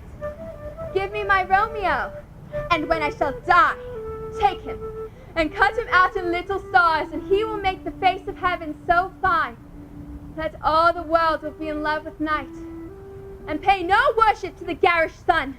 For I have bought the mansion of love, but not possessed it. And though I am sold, not yet enjoy. So tedious is this day, as is the night before some festival, to an impatient child that hath new robes and may not wear them. Oh, here comes my nurse, and she brings news, and every tongue that speaks of Romeo's name speaks heavenly eloquence. Now, nurse, what news? What hast thou there, the cords that Romeo bid thee fetch? Aye, the cords. Ay me, what news? Why dost thou wring thy hand? Oh, well a day. He's dead. He's dead. He's dead. Oh, well a day. We are undone, lady. We are undone. He's gone. He's killed. He's dead. Can heaven be so envious? Heaven can, but Romeo cannot. Oh, Romeo, Romeo. Who would have ever thought it? Romeo. What devil art thou that dost torment me thus? This torture should be borne in dismal hell. Hath Romeo slain himself? Say thou but I, and a bare vow I shall poison more than the death darting eye of cockatrice. I am not I, if there be such an eye, or those eyes shut, that makes the answer I. If he be slain, say I, or if not, no. Brief sounds determine of my weal or woe. I saw the wound. I saw it with mine eyes. God save the life. Here, on his manly breast, a piteous corpse, a bloody piteous corpse, pale, pale as ashes, all bedaubed in blood, all in gore blood. I swooned at the sight. Oh, break my heart. Poor bankrupt, break it once. The prison eyes here look on liberty, while earth to earth resign. And motion here. And thou and Romeo press one heavy bier. Oh, Tybalt! Tybalt! The best friend I had! Oh, courteous Tybalt! Honest gentleman! That ever I should live to see thee dead! What storm is this that blows so contrary? Is Romeo slaughtered and is Tybalt dead? My dearest cousin and my dearest lord! That dreadful trumpet sound the general doom! But who is living if those two are gone? Tybalt is gone! And Romeo... banished. Romeo that killed him, he is banished. Oh God. Did Romeo's hand shed Tybalt's blood? It did. It did, alas the day it did. Serpent heart hid with a flying face? Did ever dragon keep so fair cave? Beautiful tyrant, fiend angelical, down-feathered raven, wolfish ravening lamb, despise its substance, a divinest snow, just opposite to what thou justly seems, a damned taste, an honorable villain. Oh, nature, what hast thou to do in hell when thou didst bow the spirit to a fiend in mortal paradise of such sweet flesh? Was ever book containing such vile matter so fairly bound? That deceit should dwell in such a gorgeous palace. There's no trust, no faith, no honesty in men. All perjured, all forsworn, all not, dissemblers all. Oh, the Macavita, oh, where's my man? Oh, these griefs, these woes, these sorrows make me old. Oh, shame come to Romeo. Blessed be thy tongue for such a wish! He was not born to shame. Upon his brow, shame is a shame to sit, for it is a foe where honor may be crowned, sole monarch of the universal earth. What a beast I was to chide at him. Would you speak well of him that killed your cousin? Shall I speak ill of him that is my husband? Oh, my lord, what tongue shall smooth thy name when I, thy 3-hours wife, have mangled it? But wherefore, villain, didst thou kill my cousin? That villain cousin would have killed my husband. Back, foolish tears. Back to your native spring. Your tributary drops belong to woe. But you, mistaking, offer up to joy. My husband lives that Tybalt would have slain, and Tybalt's dead that would have slain my husband. All this is comfort, wherefore I weep then. Some word there was, Worse than Tybalt's death that murdered me. I would forget it, but oh! It presses to my memory like damned guilty deeds to sinners' minds. Tybalt is dead. And Romeo banished. That banished. That one word banished has slain 10,000 Tybalts. Tybalt's death was war enough if it had ended there. But Romeo is banished. To speak that word, his father, mother, Tybalt, Romeo, Juliet, all slain, all dead. Romeo is banished. There is no end, no limit, measure bound in that word's death. No words can that woe sound. Where are my father and mother, nurse? Weeping and wailing over Tybalt's corpse. Will you go to them? I will bring you thither. Wash they his wounds with tears? Mine shall be spent when theirs are dry for Romeo's banishment. Take up those cords.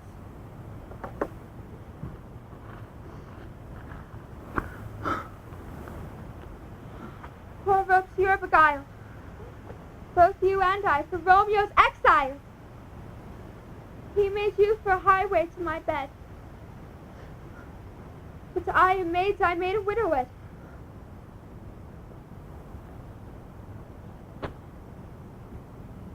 Come, courts. Come, nurse. On to my bedding bed. And death, not Romeo, take my maiden head.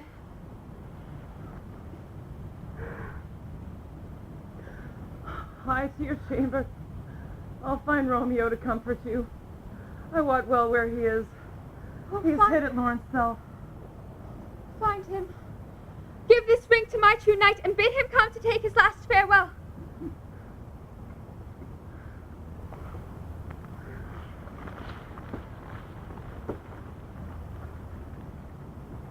Romeo! Come forth, thou fearful man! Affliction is enamored of thy parts, and thou art wedded to calamity. Father, what news? What is the prince's doom? What sorrow craves acquaintance at my hand that I yet know not? A gentler judgment banished from his lips, not body's death, but body's banishment. Banishment? Be merciful, say death, for exile hath more terror in his look, much more than death. Do not say banishment. Henceforth from Verona art thou banished. Be patient, for the world is broad and wide. There is no world without Verona walls. But purgatory, torture, the hell itself. Banished is banished from the world, and the world's exile is death. Then death is banished and mistermed. With calling death banished, thou cuttest my head off with a golden axe, and smilest upon the stroke that murders me. Oh, deadly sin! Oh, rude unthankfulness! Thy fault our law caused death, but the kind prince, taking on thy part, hath turned that black word death to banishment. This is dear mercy, and thou seest it not. 'Tis torture and not mercy. Heaven is here where Juliet lives, and every cat and dog and little mouse, every unworthy thing, live here in heaven and may look on him. But Romeo may not. He is banished. Flies may do this, but I from this must fly. They are free men, but I am banished. And sayest thou yet that exile is not death? Hadst thou no poison mixed, no sharp brown knife, no sudden mean of death there ne'er so mean, but banished to kill me? Banished? O friar, the damned use that word in hell. Howling attends it. How hast thou the heart, being a divine, a ghostly confessor, a sin absolver, and my friend professed to mangle me with that word, banished? Thou fond madman, hear me but speak a word. Oh, that will speak again of banishment. I'll give thee armor to keep off that word. Adversity, sweet milk. Philosophy to comfort thee, though thou art banished. Yet banished? Hang up philosophy. Unless philosophy can make a Juliet, displant a town, reverse a prince's doom, it helps not. It prevails not. Talk no more! Oh, then I see madmen have no ears. How should they when that wise men have no eyes? Let me prevail with thee about thy estate. Thou canst not speak of that thou dost not feel. Were Juliet thy love? Thou wert but married, Tybalt murdered, doting like me, and like me banished. Then mightest thou speak. Then mightest thou fall upon the ground and tear thy hair as I do now, taking the measure of an unmade grave. One knocks. Good Romeo, arise, hide thyself. Not I, unless the breath of heartsick groans as I can fold me from the search of eyes. Hark, how they knock! Who's there? Romeo, arise, thou wilt be taken. Stay a while. Stand up! Run to my study! By and by. God's will, what simpleness is this? I come. Who not so? Whence come you? What is your will? Let me come in and you will know my errand. I come from the Lady Juliet. Welcome then. Oh, Friar. Oh, tell me, Holy Friar, where is Romeo? Where is my lady's lord? There on the ground with his own tears made drunk. Oh, he's even in my mistress' case. Just in her case. Even so lies she, weeping and blubbering and weeping. Stand up! Stand up! Stand and you be a man! For Juliet's sake, for her sake, rise and stand. Why should you fall into so deep an O? Nurse! Sir, death's the end of all. Speakest thou of Juliet? How is it with her? Does not she think me an old murderer, now I have stained the childhood of our joy with blood removed but little from her own? Where is she? And how doth she? And what says my concealed lady to our cancelled love? Oh, she says nothing, sir, but weeps and now stands and then falls on her bed and on Tybalt cries and then on Romeo calls and then down falls again. As if that name shot from the deadly level of a gun did murder her. As that name's cursed hand did murder her kinsman. Oh, tell me, friar, tell me. In what vile part of this anatomy doth my name lodge? Tell me that I may sack the hateful mansion. Hold thy desperate hand. Art thou a man? Thy form cries out thou art. Thy tears are womanish. Thy wild acts denote the unreasonable fury of a beast. Unseemly woman in a seeming man, and ill-seeming beast in seeming both. Thou hast amazed me. By my holy order, I thought thy disposition better tempered. Hast thou slain Tybalt? Wilt thou slay thyself, and slay the lady too that lives in thee, by doing damned hate upon thyself? Fie! Fie! Thou shamest thy shape, thy love, thy wit. Thy noble shape is but a form of wax, digressing from the valor of a man. Thy dear love sworn, but hollow perjury. Thy wit, that ornament to shape and love, misshapen in the conduct of them both, like powder in a skilless soldier's flask, is set afire by thine own ignorance, and thou dismembered by thine own defense. What? Rouse thee, man! Thy Juliet is alive, for whose dear sake thou wast but lately dead. There art thou happy. Tybalt would kill thee, but thou slayest Tybalt. There art thou happy too. The law that threatens death becomes thy friend and turns it to exile. There art thou happy. A pack of blessings lights upon thy back. Happiness courts thee in her best array, but like a misbehaved and sullen wench, thou poutest on thy fortune and thy love. Take heed, for such die miserable.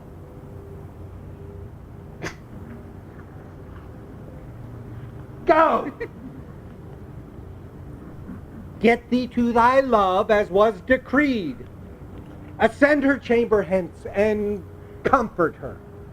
But look thou not stayest till the watch be set, for then thou canst not pass to Mantua, where thou must live till we can find a time to blaze your marriage, reconcile your friends, beg pardon of the prince, and bring thee home with 100,000 times more joy than thou wentst forth in lamentation. Go before, nurse. Commend me to thy lady. Bid her hasten all the house to bed, which heavy sorrow makes them apt unto. Romeo is coming. Oh, Lord, I could have stayed here all night to hear good counsel. What learning is! My lord, I'll tell my lady you will come. Do so and bid my sweet prepare to chide. Oh, hark ye, sir. A ring she bade me give you, sir. How you make haste, for it grows very late. How well my comfort is revived by this. Go, sojourn in Mantua. I'll find out your man, and he shall signify from time to time every good hap to you that chances here. Give me thy hand. 'Tis late. Farewell. Good night. But that a joy past joy calls out on me. It were a grief so brief to part with thee. Farewell.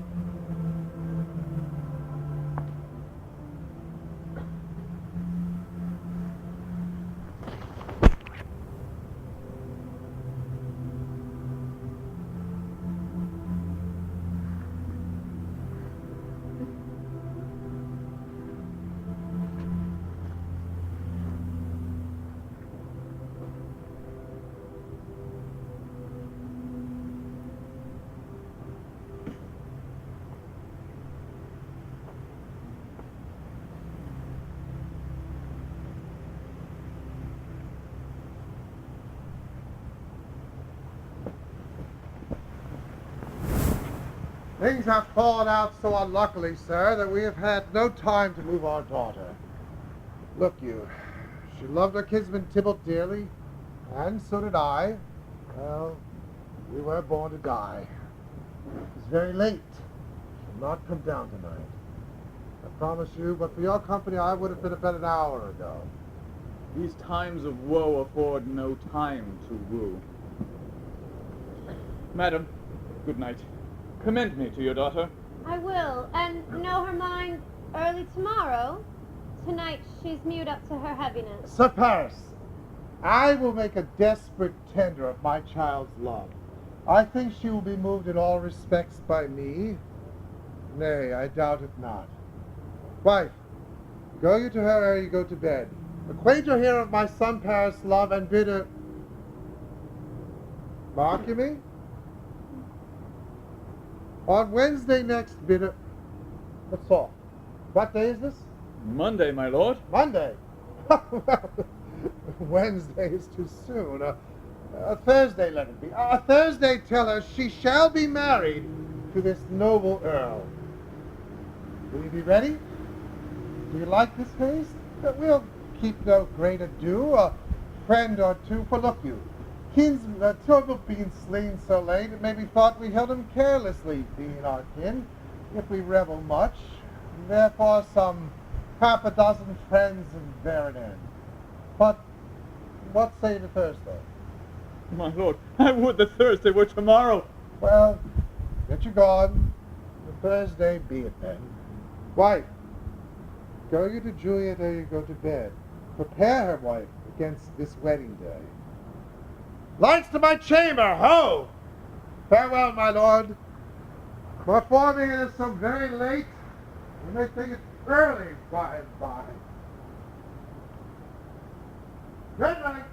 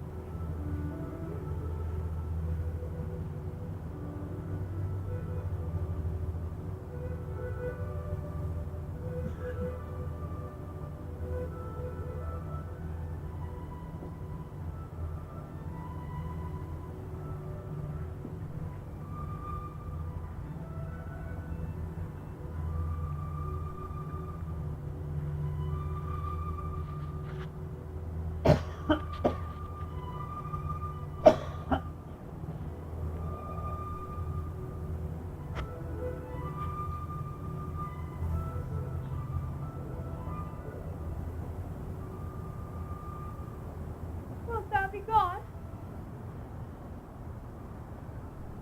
It was the nightingale, and not the lark that pierced the fearful hollow of thine ear. Nightly she sings on yon pomegranate tree. Believe me, love, it was the nightingale. It was the lark, herald of the morn. No nightingale. Look, love, what envious streaks do lace the severing clouds in yonder west. Night's candles are burnt out, and jocund day stands tiptoe on the misty mountain tops. I must be gone and live, or stay and die. Yon light is not daylight. I know it, I. It is some meteor that the sun exhaled to be to thee this night a torchbearer, and light thee on thy way to Mantua. Therefore stay yet. Thou needst not to be gone. Let me be taken. Let me be put to death. I am content you will have it so. I'll say yon grey is not the morn's eye. 'Tis but the pale reflex of Cynthia's brow. Nor that is not the lark whose notes do beat the faulty heavens so high above our heads. I have more care to stay than will to go.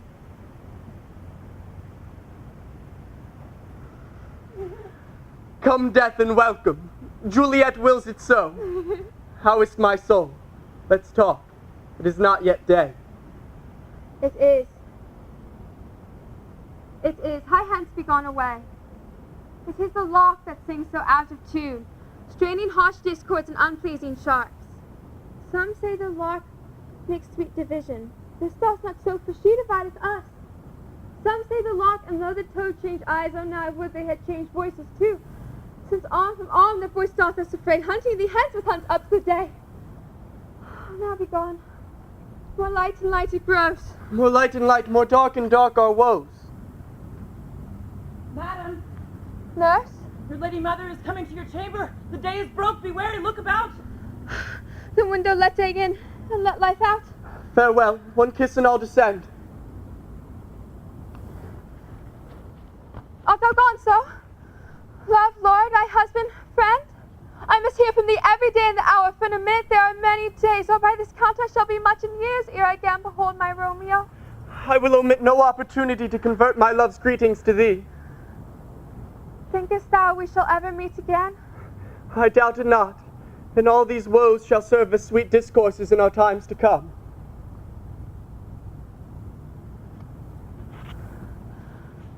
Oh God! I have an ill-divining soul! too.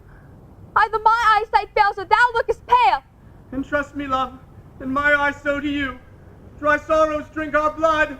Adieu, adieu.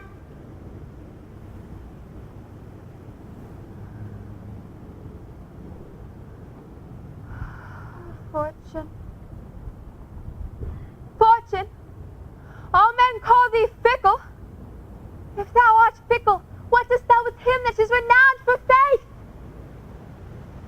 Be fickle, Fortune, for then I hope thou wilt not keep him long, but send him back.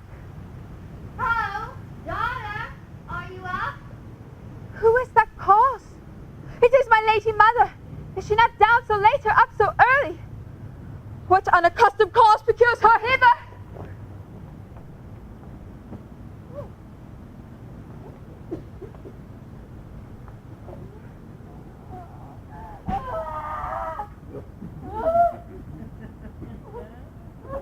Why, how now, Juliet? Madam, I am not well.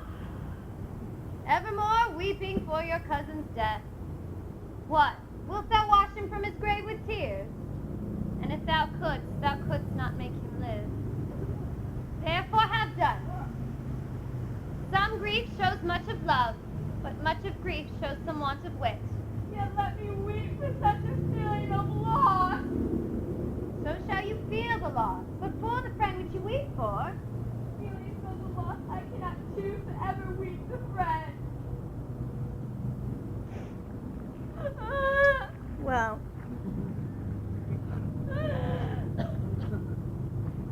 girl, thou weepest not so much for his death as that the villain lives which slaughtered him. What villain, madam? That same villain, Romeo. Villain, and he be many miles asunder. God pardon him, I do with all my heart.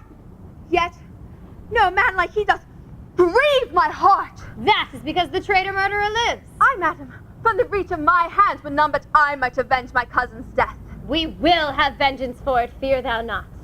I'll send one in Mantua, where that same banished runagate doth live, shall give him such an unaccustomed dram that he will soon keep Tybalt company. And then I hope thou wilt be satisfied. Indeed, I never shall be satisfied with Romeo till I behold him dead. Is my poor heart so for a kinsman vexed? Madam, if you could find out but a man to bear poison, I would temper it, that Romeo should, upon receipt thereof, soon sleep in quiet. Oh, how my heart abhors to hear him name that cannot come to him, to wreak the love I bore my cousin upon his body that hath slaughtered him. We shall find out the means, and I'll find such a man. But now,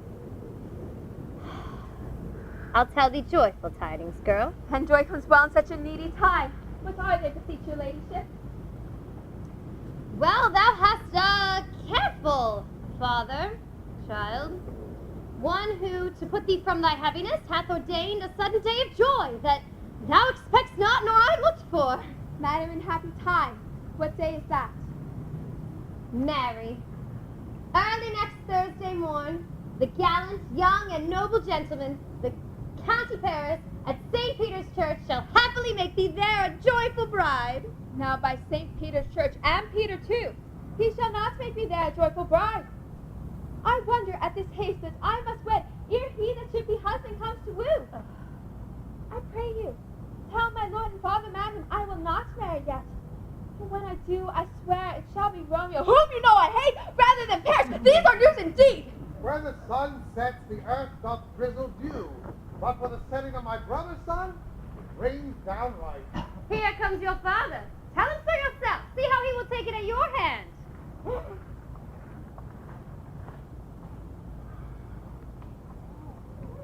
How now?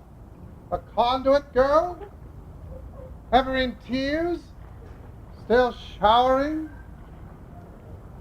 In one little body thou counterfeits bark, sea, wind. For still thy eyes, which I may call the sea, do ebb and flow with tears. Bark, thy body is sailing in this salt flood. The winds, thy sighs, who raging with thy tears, and they with them, without a sudden calm will overset thy tempest-tossed body. How now, wife? Have you delivered to her our decree? Aye, sir, but she will none. She gives you thanks. I would the fool were married to her grave. Ha! Take me with you. Take me with you, wife. How? Will she none? Does she not give us thanks? Is she not proud? Does she not count her blessed, unworthy as she is, that we have brought so worthy a gentleman to be her bride? Not proud you have, but thankful that you have. Proud can I never be of what I hate, thankful even for the hate that is not love. How? Chalk logic? What is this? Proud, and I thank you, and I thank you not, and yet not proud? Mistress, meaning you. Thank me no thankings, nor proud me more proud.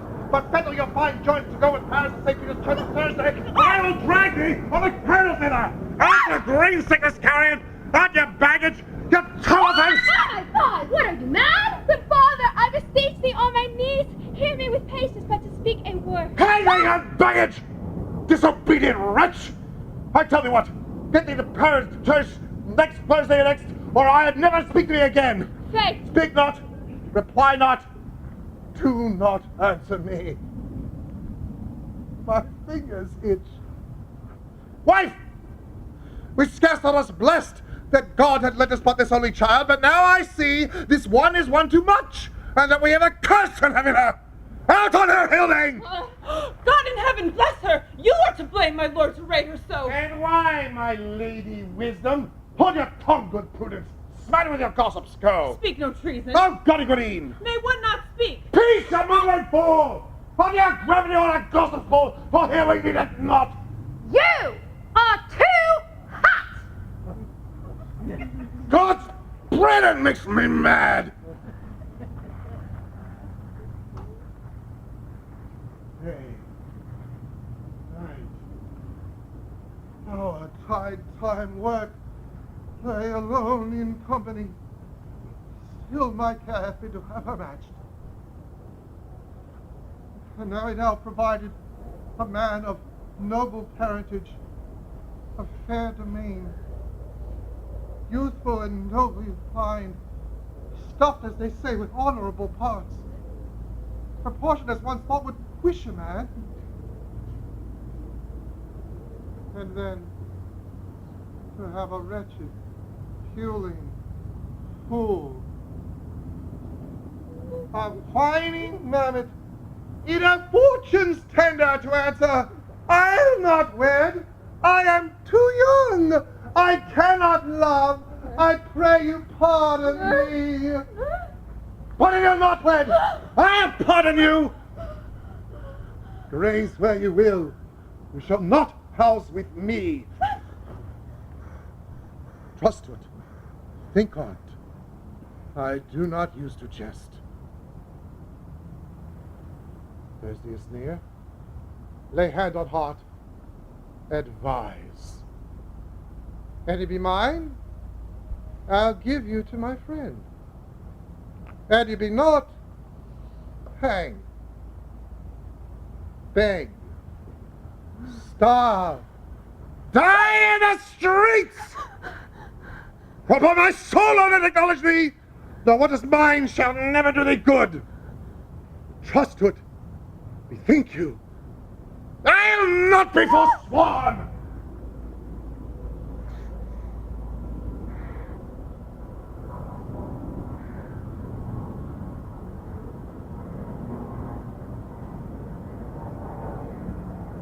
Is there no pity setting in the clouds that sees into the bottom of my grief? My mother cast me not away! Delay this marriage for a month, a week! Oh, if thou wilt not, make my bridal bed in that dim monument where Tybalt lies. Talk not to me, for I'll not speak a word. Do as thou wilt. I have done with thee.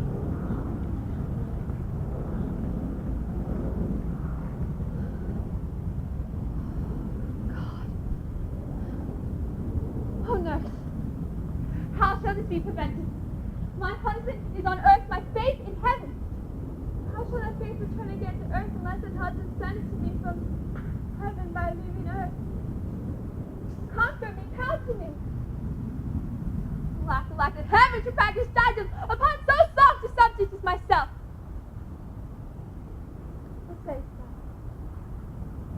thou? Hast thou not a word of joy? Self-comfort not!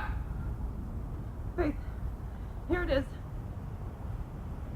Romeo is banished, and all the world to nothing, that he dare ne'er come back to challenge you, or if he does, it must needs be by stealth. So, since the case so stands as now it doth, I think it best you marry with the county. He's a lovely gentleman. Romeo's a dish-clout to him, an eagle, madam, hath not so green, so quick, so fair an eye as Paris hath. Beshrew my heart, I think you are happy in this second match, for it excels your first. But if it did not, your first is dead. Or 'twere as good he were as you living here and no use of him. Speakest thou from the heart? And from my soul too, else beshrew them both. Amen. What? So thou hast comforted me marvelous much. I pray you, go in and tell my lady I'm gone, having displeased my father's Florence himself, to make confession and to be absolved. Mary, I will. And this is wisely done.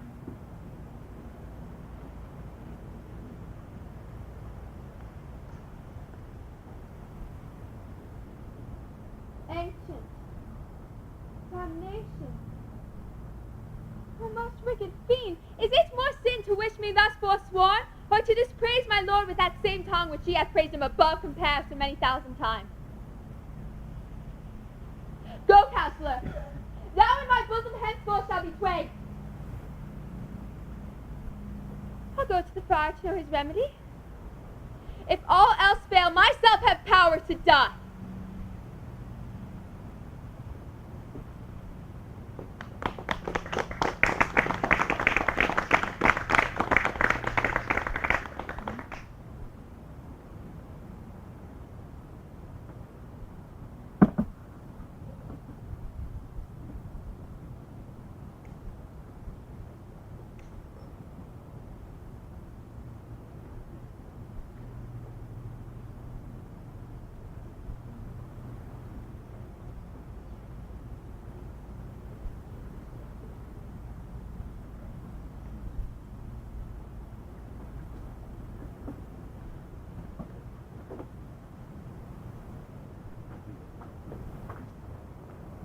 On Thursday.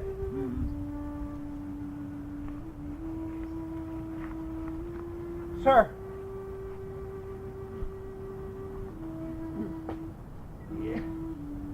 The time is very short. My father Capulet will have it so, and I am nothing slow to slack his haste. You say you do not know the lady's mind. Uneven is the course. I like it not. Immoderately she weeps for Tybalt's death, and therefore have I little talked of love, for Venus smiles not in a house of tears. Now, sir, her father counts it dangerous that she doth give her sorrow so much sway, and in his wisdom hastes our marriage to stop the inundation of her tears, which, too much minded by herself alone, may be put from her by society. Now do you know the reason for this haste? I would I knew not why it should be slowed. Look, sir, here comes the lady to my cell. Happily met, my lady, and my wife. That may be, sir, when I am a wife. What may be must be, my love, on Thursday next. What must be shall be. Oh, that's a certain text. Oh, come you to make confession to this father? To answer that, I should confess to you. Do not deny to him that you love me. I will confess to you that I love him. So will ye, I am sure, that you love me. If I do so, it will be of more price being spoke behind your back than to your face. Poor soul, thy face is much abused with tears. The tears have got so small victory by that, for it was bad enough before their spite. Thou wrong'st it more than tears with that report. That is no slander, sir, which is the truth, and what I spake it to my face. Thy face is mine, and thou hast slandered it. It may be so, for it is not mine own. Are you at leisure, Holy Father, now, or shall I come to you at evening mass? My leisure, pensive daughter, serves me now. My lord, we must entreat the time alone. God shield thy disturbed devotion. Juliet, on Thursday early will I rouse thee. Until then, adieu, and keep this holy kiss.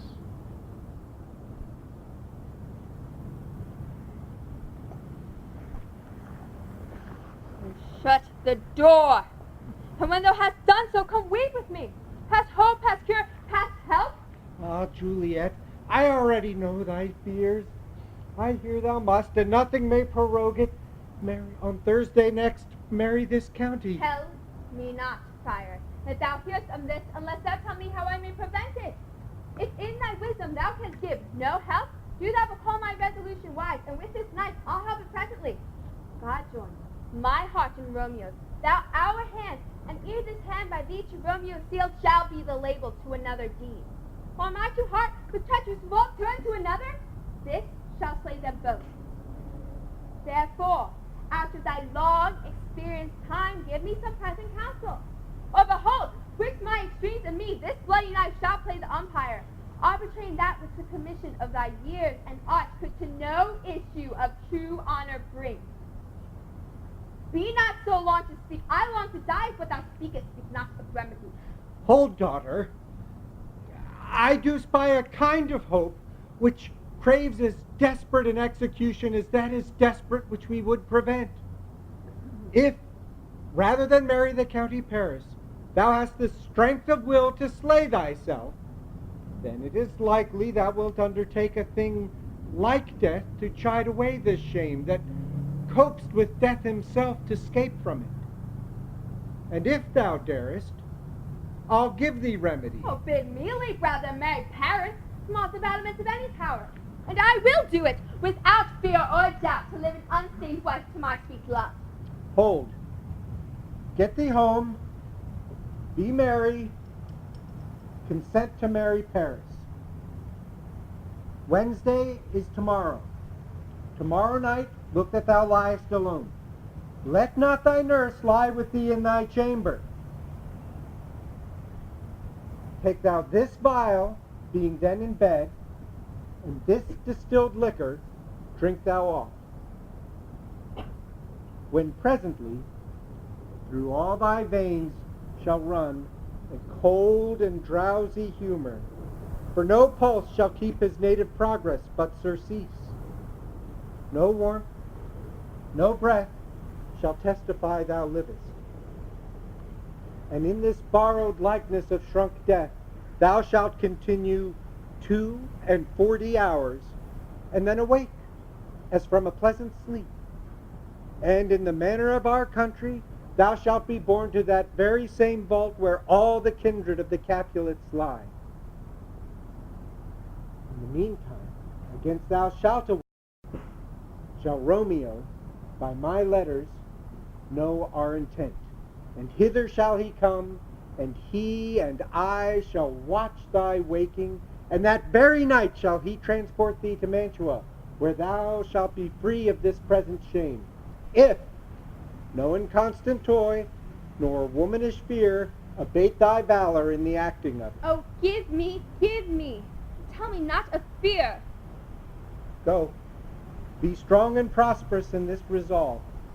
I'll send a letter with speed to Mantua, with letters to thy lord. Love, give me strength, and strength shall help before. Farewell, dear father.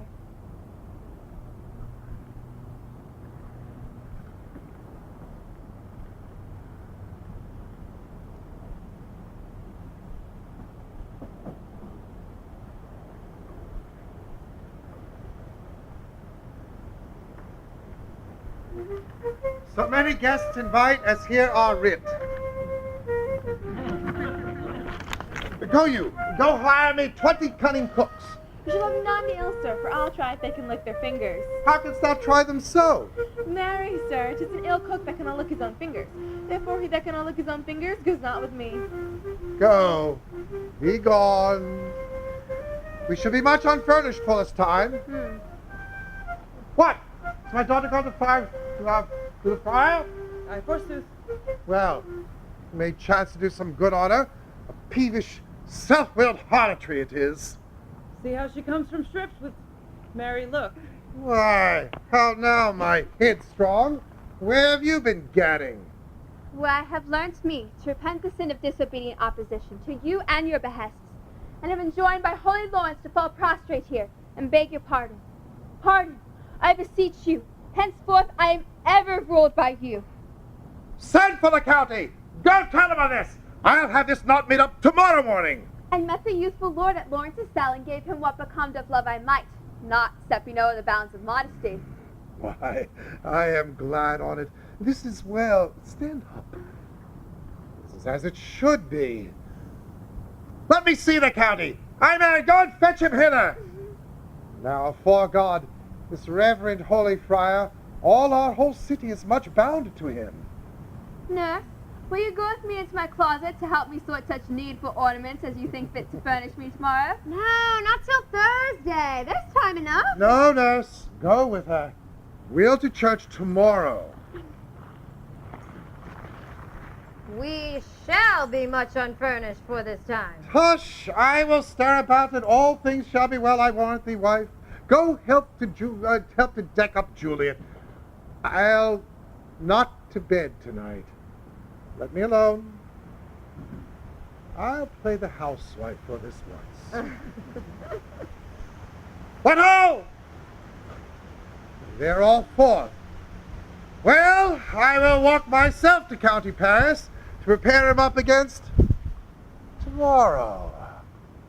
My heart is wondrous light, since the same rebel girl is so reclaimed.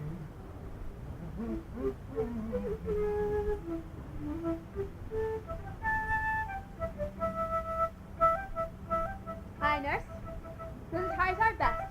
But gentle nurse, I pray thee, leave me to myself tonight, for I have need of many orisons to move the heavens to smile upon my state, which well thou knowest is cross and full of sin.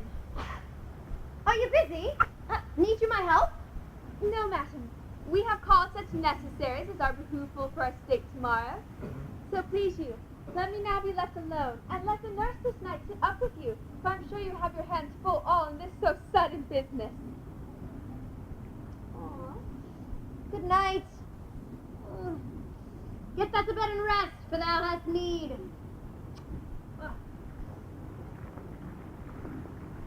Farewell. God knows when we shall meet again.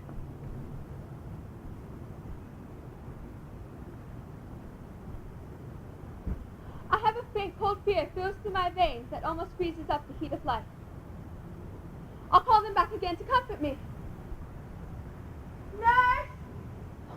What should she do here? My dismal scene I needs must act alone. Come, Vile.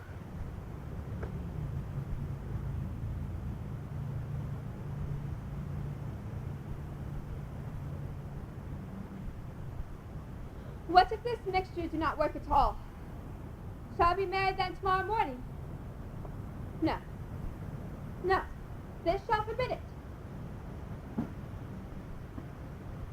What if it be a poison, which the fire subtly hath ministered to have me dead, lest in this marriage he should be dishonored because he married me before to Romeo? I fear it is. Yet methinks it should not, for he hath always been tried a holy man.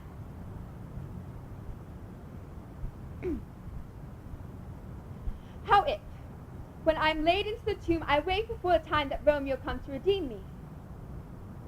There's a fearful point. Shall I not then be stifled into the vault, to whose foul mouth no wholesome air breathes in, and there die strangled ere my Romeo comes? For if I live, is it not very like the horrible conceit of death and night, as in a vault or inert receptacle, where for this many hundred years the bones of all my buried ancestors are packed? My bloody Tybalt. Yet but greed and earth lies festering his shroud, where, as they say, at some hours in the night spirits resort. Alack, alack, is it not very like his eyes so early waking? What, with loathsome smells, it shrieks like magic torn out of the earth, that living mortals hear and never run mad. Shall I not be distraught? If I am there with all these hideous fears, and madly play with my forefathers' joints as with a club, dash out my desperate brains, pluck the mangled tail from his shroud!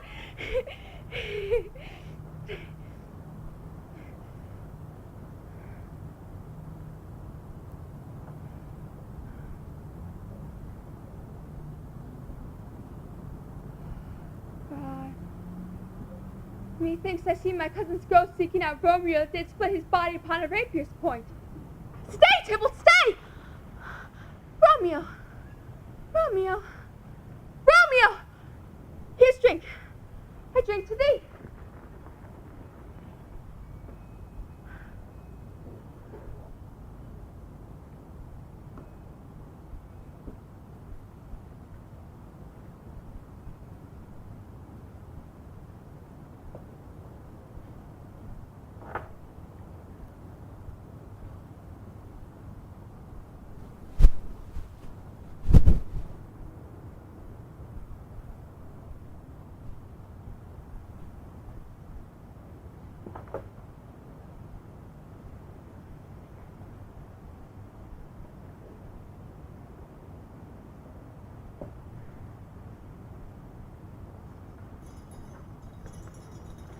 Take these keys, fetch more spices, maid.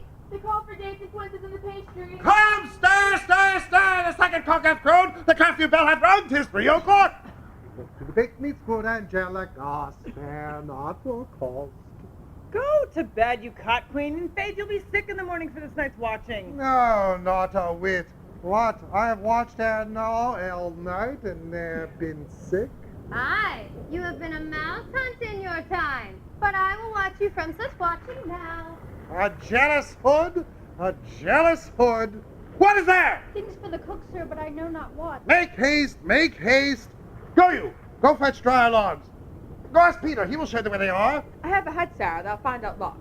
And never trouble Peter for the matter. Mass, and well said. A merry whoreson, ha! Thou shalt be loggerhead. Good faith, 'tis day. The Conti will be here straight with music, for so he said he would. I hear him near. Nurse! Wife! What now? What, nurse, I say? Go to Juliet. Go help to trim her up. I'll go chat with Paris. Make haste, make haste. The bridegroom has come already. Make haste, I say.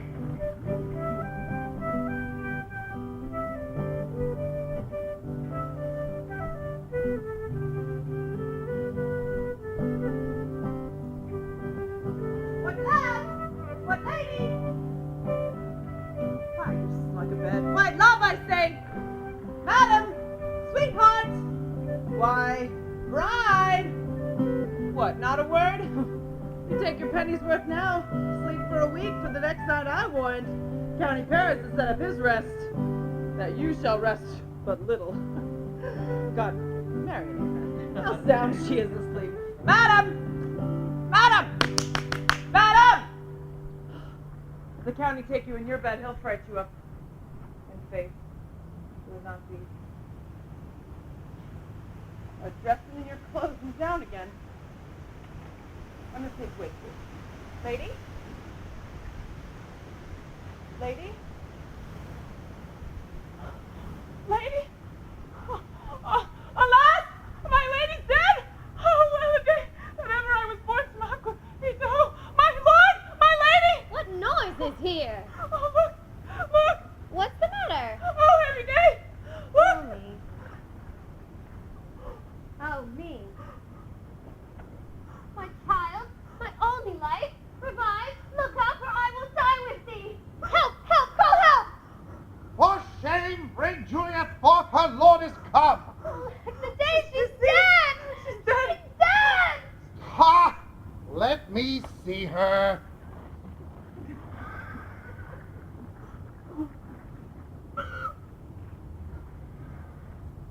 Out, alas.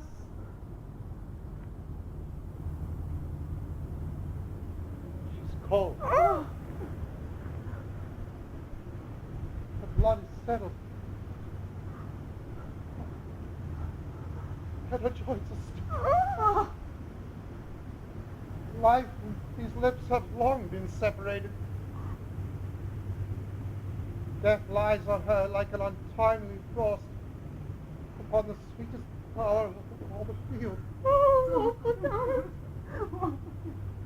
Death that had ta'en her heads to make me well ties up my tongue and will not let me speak. Come, is the bride ready to go to church? Ready to go, but never to return. Oh, son, the night before thy wedding day hath death lain with thy wife. There she lies, foul as she was, deflowered by him. Have I thought long to see this morning's face, and doth it give me such a sight as this? Accursed, wretched, unhappy, hateful day! Most miserable hour that ever My child, my soul and not my child. Cannot thou elect my child is dead, and with my child my soul is dead. Our child, Peace! For shame! Confusion's cure lives not in these confusions. Heaven and yourself hath had a part in this fair maid.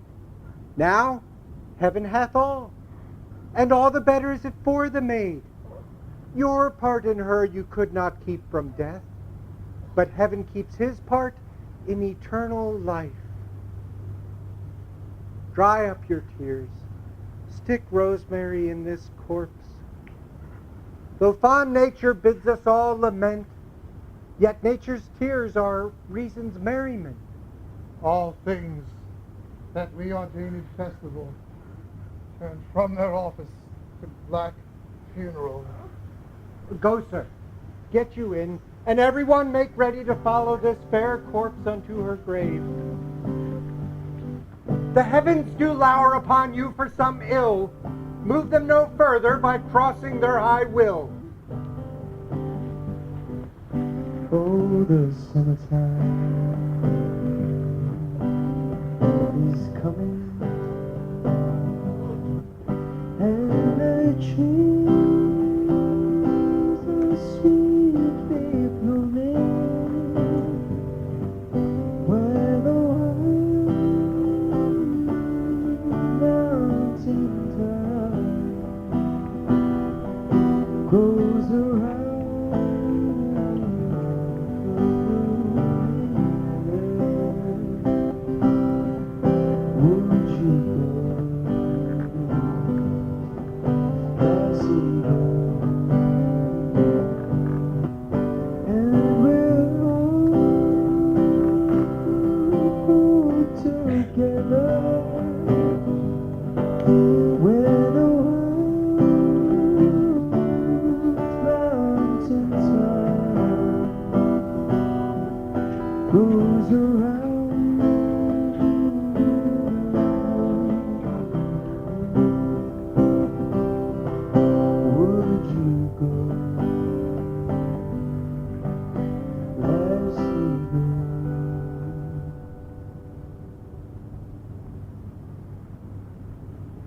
If I may trust the flattering truth of sleep, my dreams prescient some joyful news at hand. My bosom's lord sits lightly in his throne, and all this day an unaccustomed spirit lifts me above the ground with cheerful thoughts. I dreamt my lady came and found me dead. Strange dreams that give a dead man leave to think. He breathed such life with kisses in my lips, that I revived and was an emperor. Me. How sweet is love itself possessed, but when love's shadows are so rich in joy. News from Verona? How now, Balthazar? Dost thou not bring me letters from the friar? How doth my lady? Is my father well?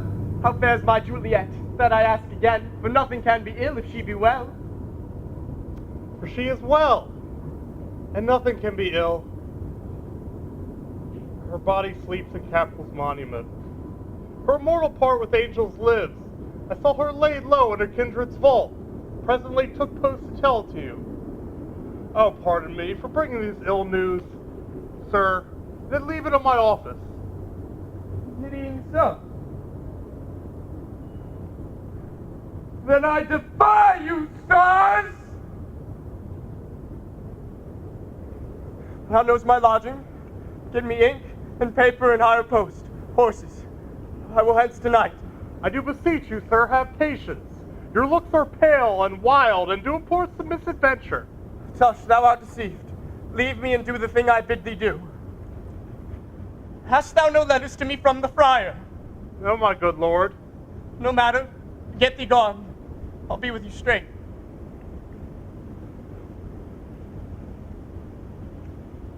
Well, Juliet, I will lie with thee tonight. Let's see for means. Oh, mischief, thou art swift to enter in the thoughts of desperate men. I do remember an apothecary, hereabouts it dwells, which late I noted, with tattered weeds, overwhelming brows, culling of simples. Meager were his looks, sharp misery had worn him to the bones. Noting his penury to myself, I said, and if a man did need a poison now, who sail his present death in Mantua, here lives a caitiff wretch would sell it him. Oh, the same thought did but forerun my need. And the same needy man must sell it me. As I remember, this should be his house. Being holiday, the beggar's shop is shut. What ho! Apothecary! Who calls so loud? Come hither, man. I see thou art poor. Hold! There is 40 ducats. Let me have a dram of poison, such soon speeding gear as will disperse itself through to the veins, that the life-weary taker may fall dead, and that the trunk may be discharged of breath, as violently as hasty powder fired doth hurry from the fatal cannon's womb. Such mortal drugs I have. For Mantua law states death to any he that utters them. Art thou so bare and full of wretchedness and fearest to die? Famine is in thy cheeks, need and oppression starveth in thine eyes, contempt and beggary hangs upon thy back. The world is not thy friend, nor the world's law. The world affords no laws to make thee rich. Then be not poor, but break it, and take this. My poverty, but not my will, consents. I pay thy poverty and not thy will. Take this. Put it into any liquid thing you will and drink it down. And if you had the strength of 20 men, it would dispatch you straight. There is thy gold. Worse poison doing more murder in this loathsome world than these compounds thou mayest not sell. I sell thee poison. Thou hast sold me none. Farewell. Buy food and get thyself in flesh. Come cordial and not poison. Go with me to Juliet's grave. There I must use thee.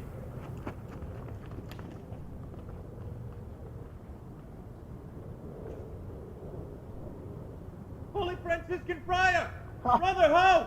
This same must be the voice of Brother John. Welcome from Mantua. What saith Romeo? Or if his mind be writ, give me his letter.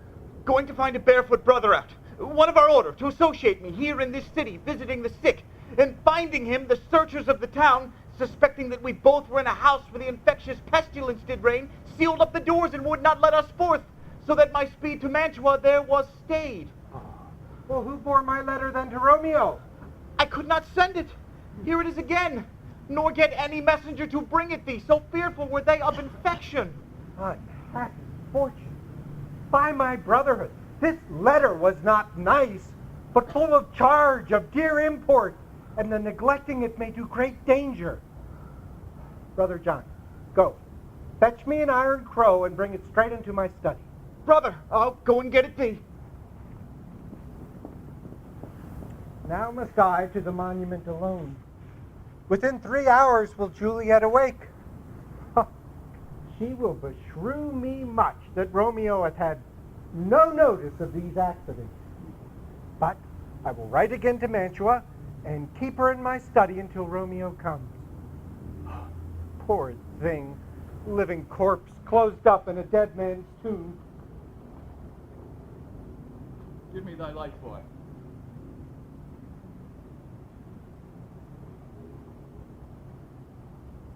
Now, hence, and stand aloof, yet put it out, for I would not be seen. Under yon yew tree lay thee all along, holding thine ear close to the hollow ground. So shall no foot upon the churchyard tread, being loose, unfirm with digging up of graves, but thou shalt hear it. Whistle then to me, as signal that thou hearest something approach. And even those flowers. Do as I bid thee. Go.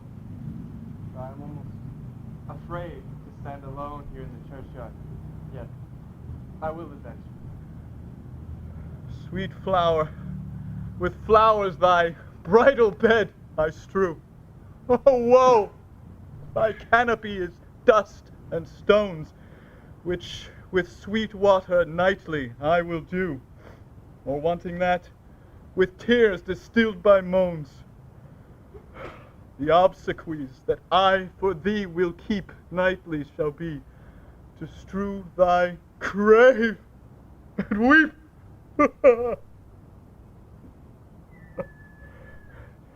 The boy gives warning something doth approach.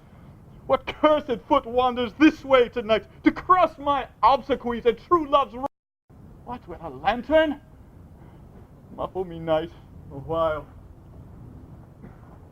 Give me the mattock and the wrenching iron. Oh, take this letter. Early in the morning, see thou deliver it to my lord and father. Give me the light. Upon thy life I charge thee, whate'er thou hearest or seest, stand all aloof, and do not interrupt me in my course. Why I descend into this bed of death is partly to behold my lady's face, but chiefly to take thence from her dead finger a precious ring, a ring that I must use in dear employment. Therefore hence and be gone. But if thou, jealous, dost return to pry in what I further shall intend to do, by heaven, I will tear thee joint by joint, and strew this hungry churchyard with thy limbs, more fierce and more inexorable far than empty tigers or the roaring sea. I shall be gone, sir, and not trouble you. So shalt thou show me friendship. Take thou that. Live and be prosperous. Farewell, good fellow. For all the same, hide me hereabout. His looks I fear, but his intents I doubt. Thou detestable maw, thou womb of death, gorged with the dearest morsel of the earth, thus I enforce thy rotten jaws to open, and in despite I'll cram thee with more food. It is that banished, haughty Montague that murdered my love's cousin, which with grief it is supposed the fair creature died, and now is come to do some villainous shame to the dead bodies.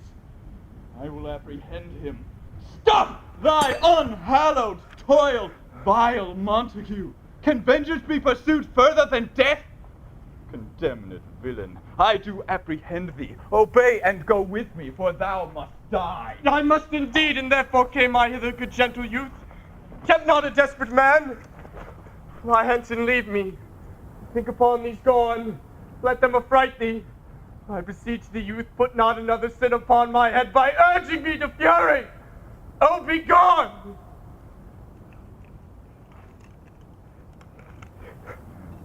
You defy thy conjurations and apprehend thee for a felon here. Wilt thou provoke me? Have at thee, boy!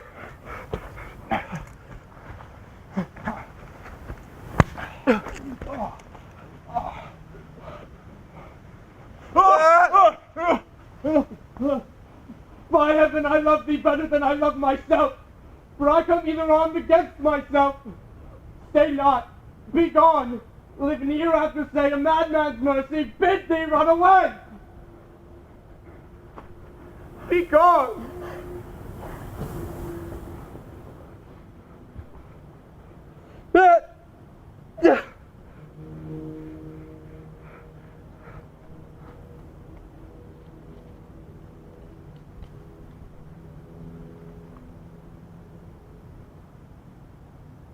my wife, my love. Death that hath sucked the honey of thy breath hath no power yet upon thy beauty. Thou art not conquered.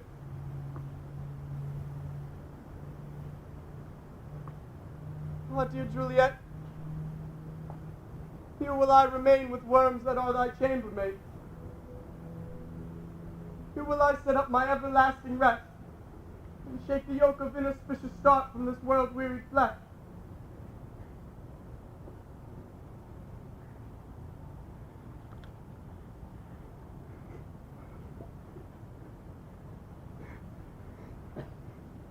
Here's to my love.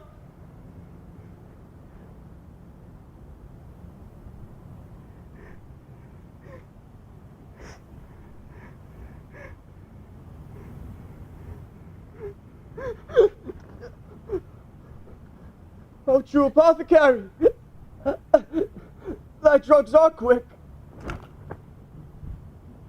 St. Francis be my speed! How oft have my old feet tripped over graves? Who's there? Is a friend, sir, one that knows you well. Bliss be upon thee. Tell me, good friend, what torch is yon that vainly lends its light to grubs and eyeless skulls? As I discern, it burneth in the capel's monument. Well, sir, holy sir, there lies my master, one that you love. Who's there? Romeo. How long has he been there? Good half hour, sir. Go with me to the vault. I dare not, holy sir. My master knows not, but I am gone hence, and fearfully.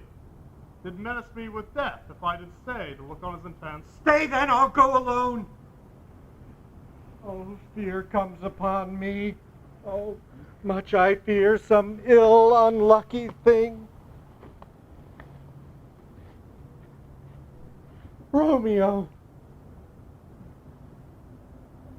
The lady stirs.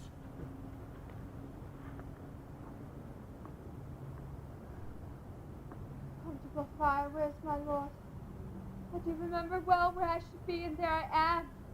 Where is Romeo? Come, lady, come from this nest of death, contagion, and unnatural sleep. A power greater than we can contradict hath thwarted our intents. Come. Come away. Thy husband in thy bosom there lies dead.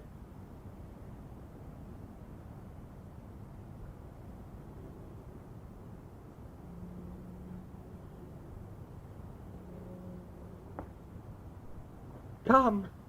I'll dispose of thee among a sisterhood of holy nuns. Stay not to question. Come. Go. Good Juliet.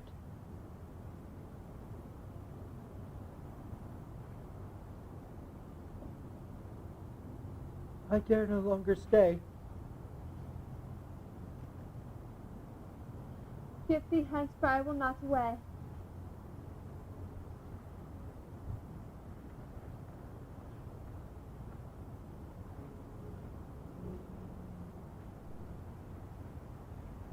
What's this? A cup close to my true love's hand. Poison, I see, hath been his time to send. Sure. Some gone, left no friendly drop to help me after. I will kiss thy lips. Haply some poison yet doth hang on them to make me die with a restorative.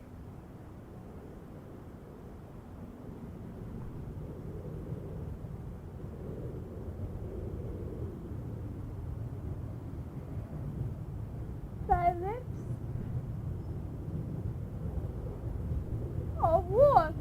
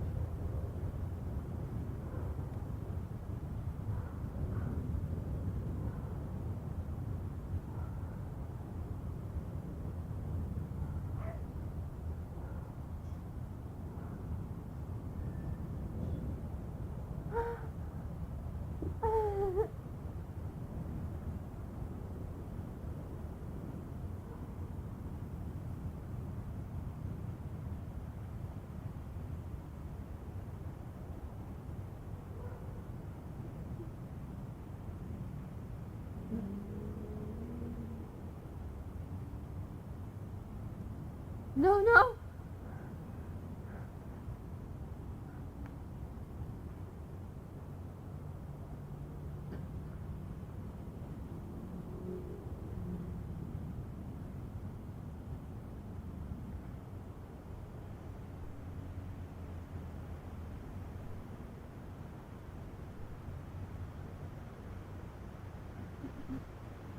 Oh, happy dagger.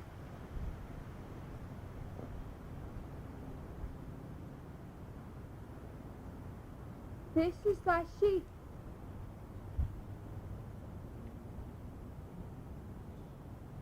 Therefore rust.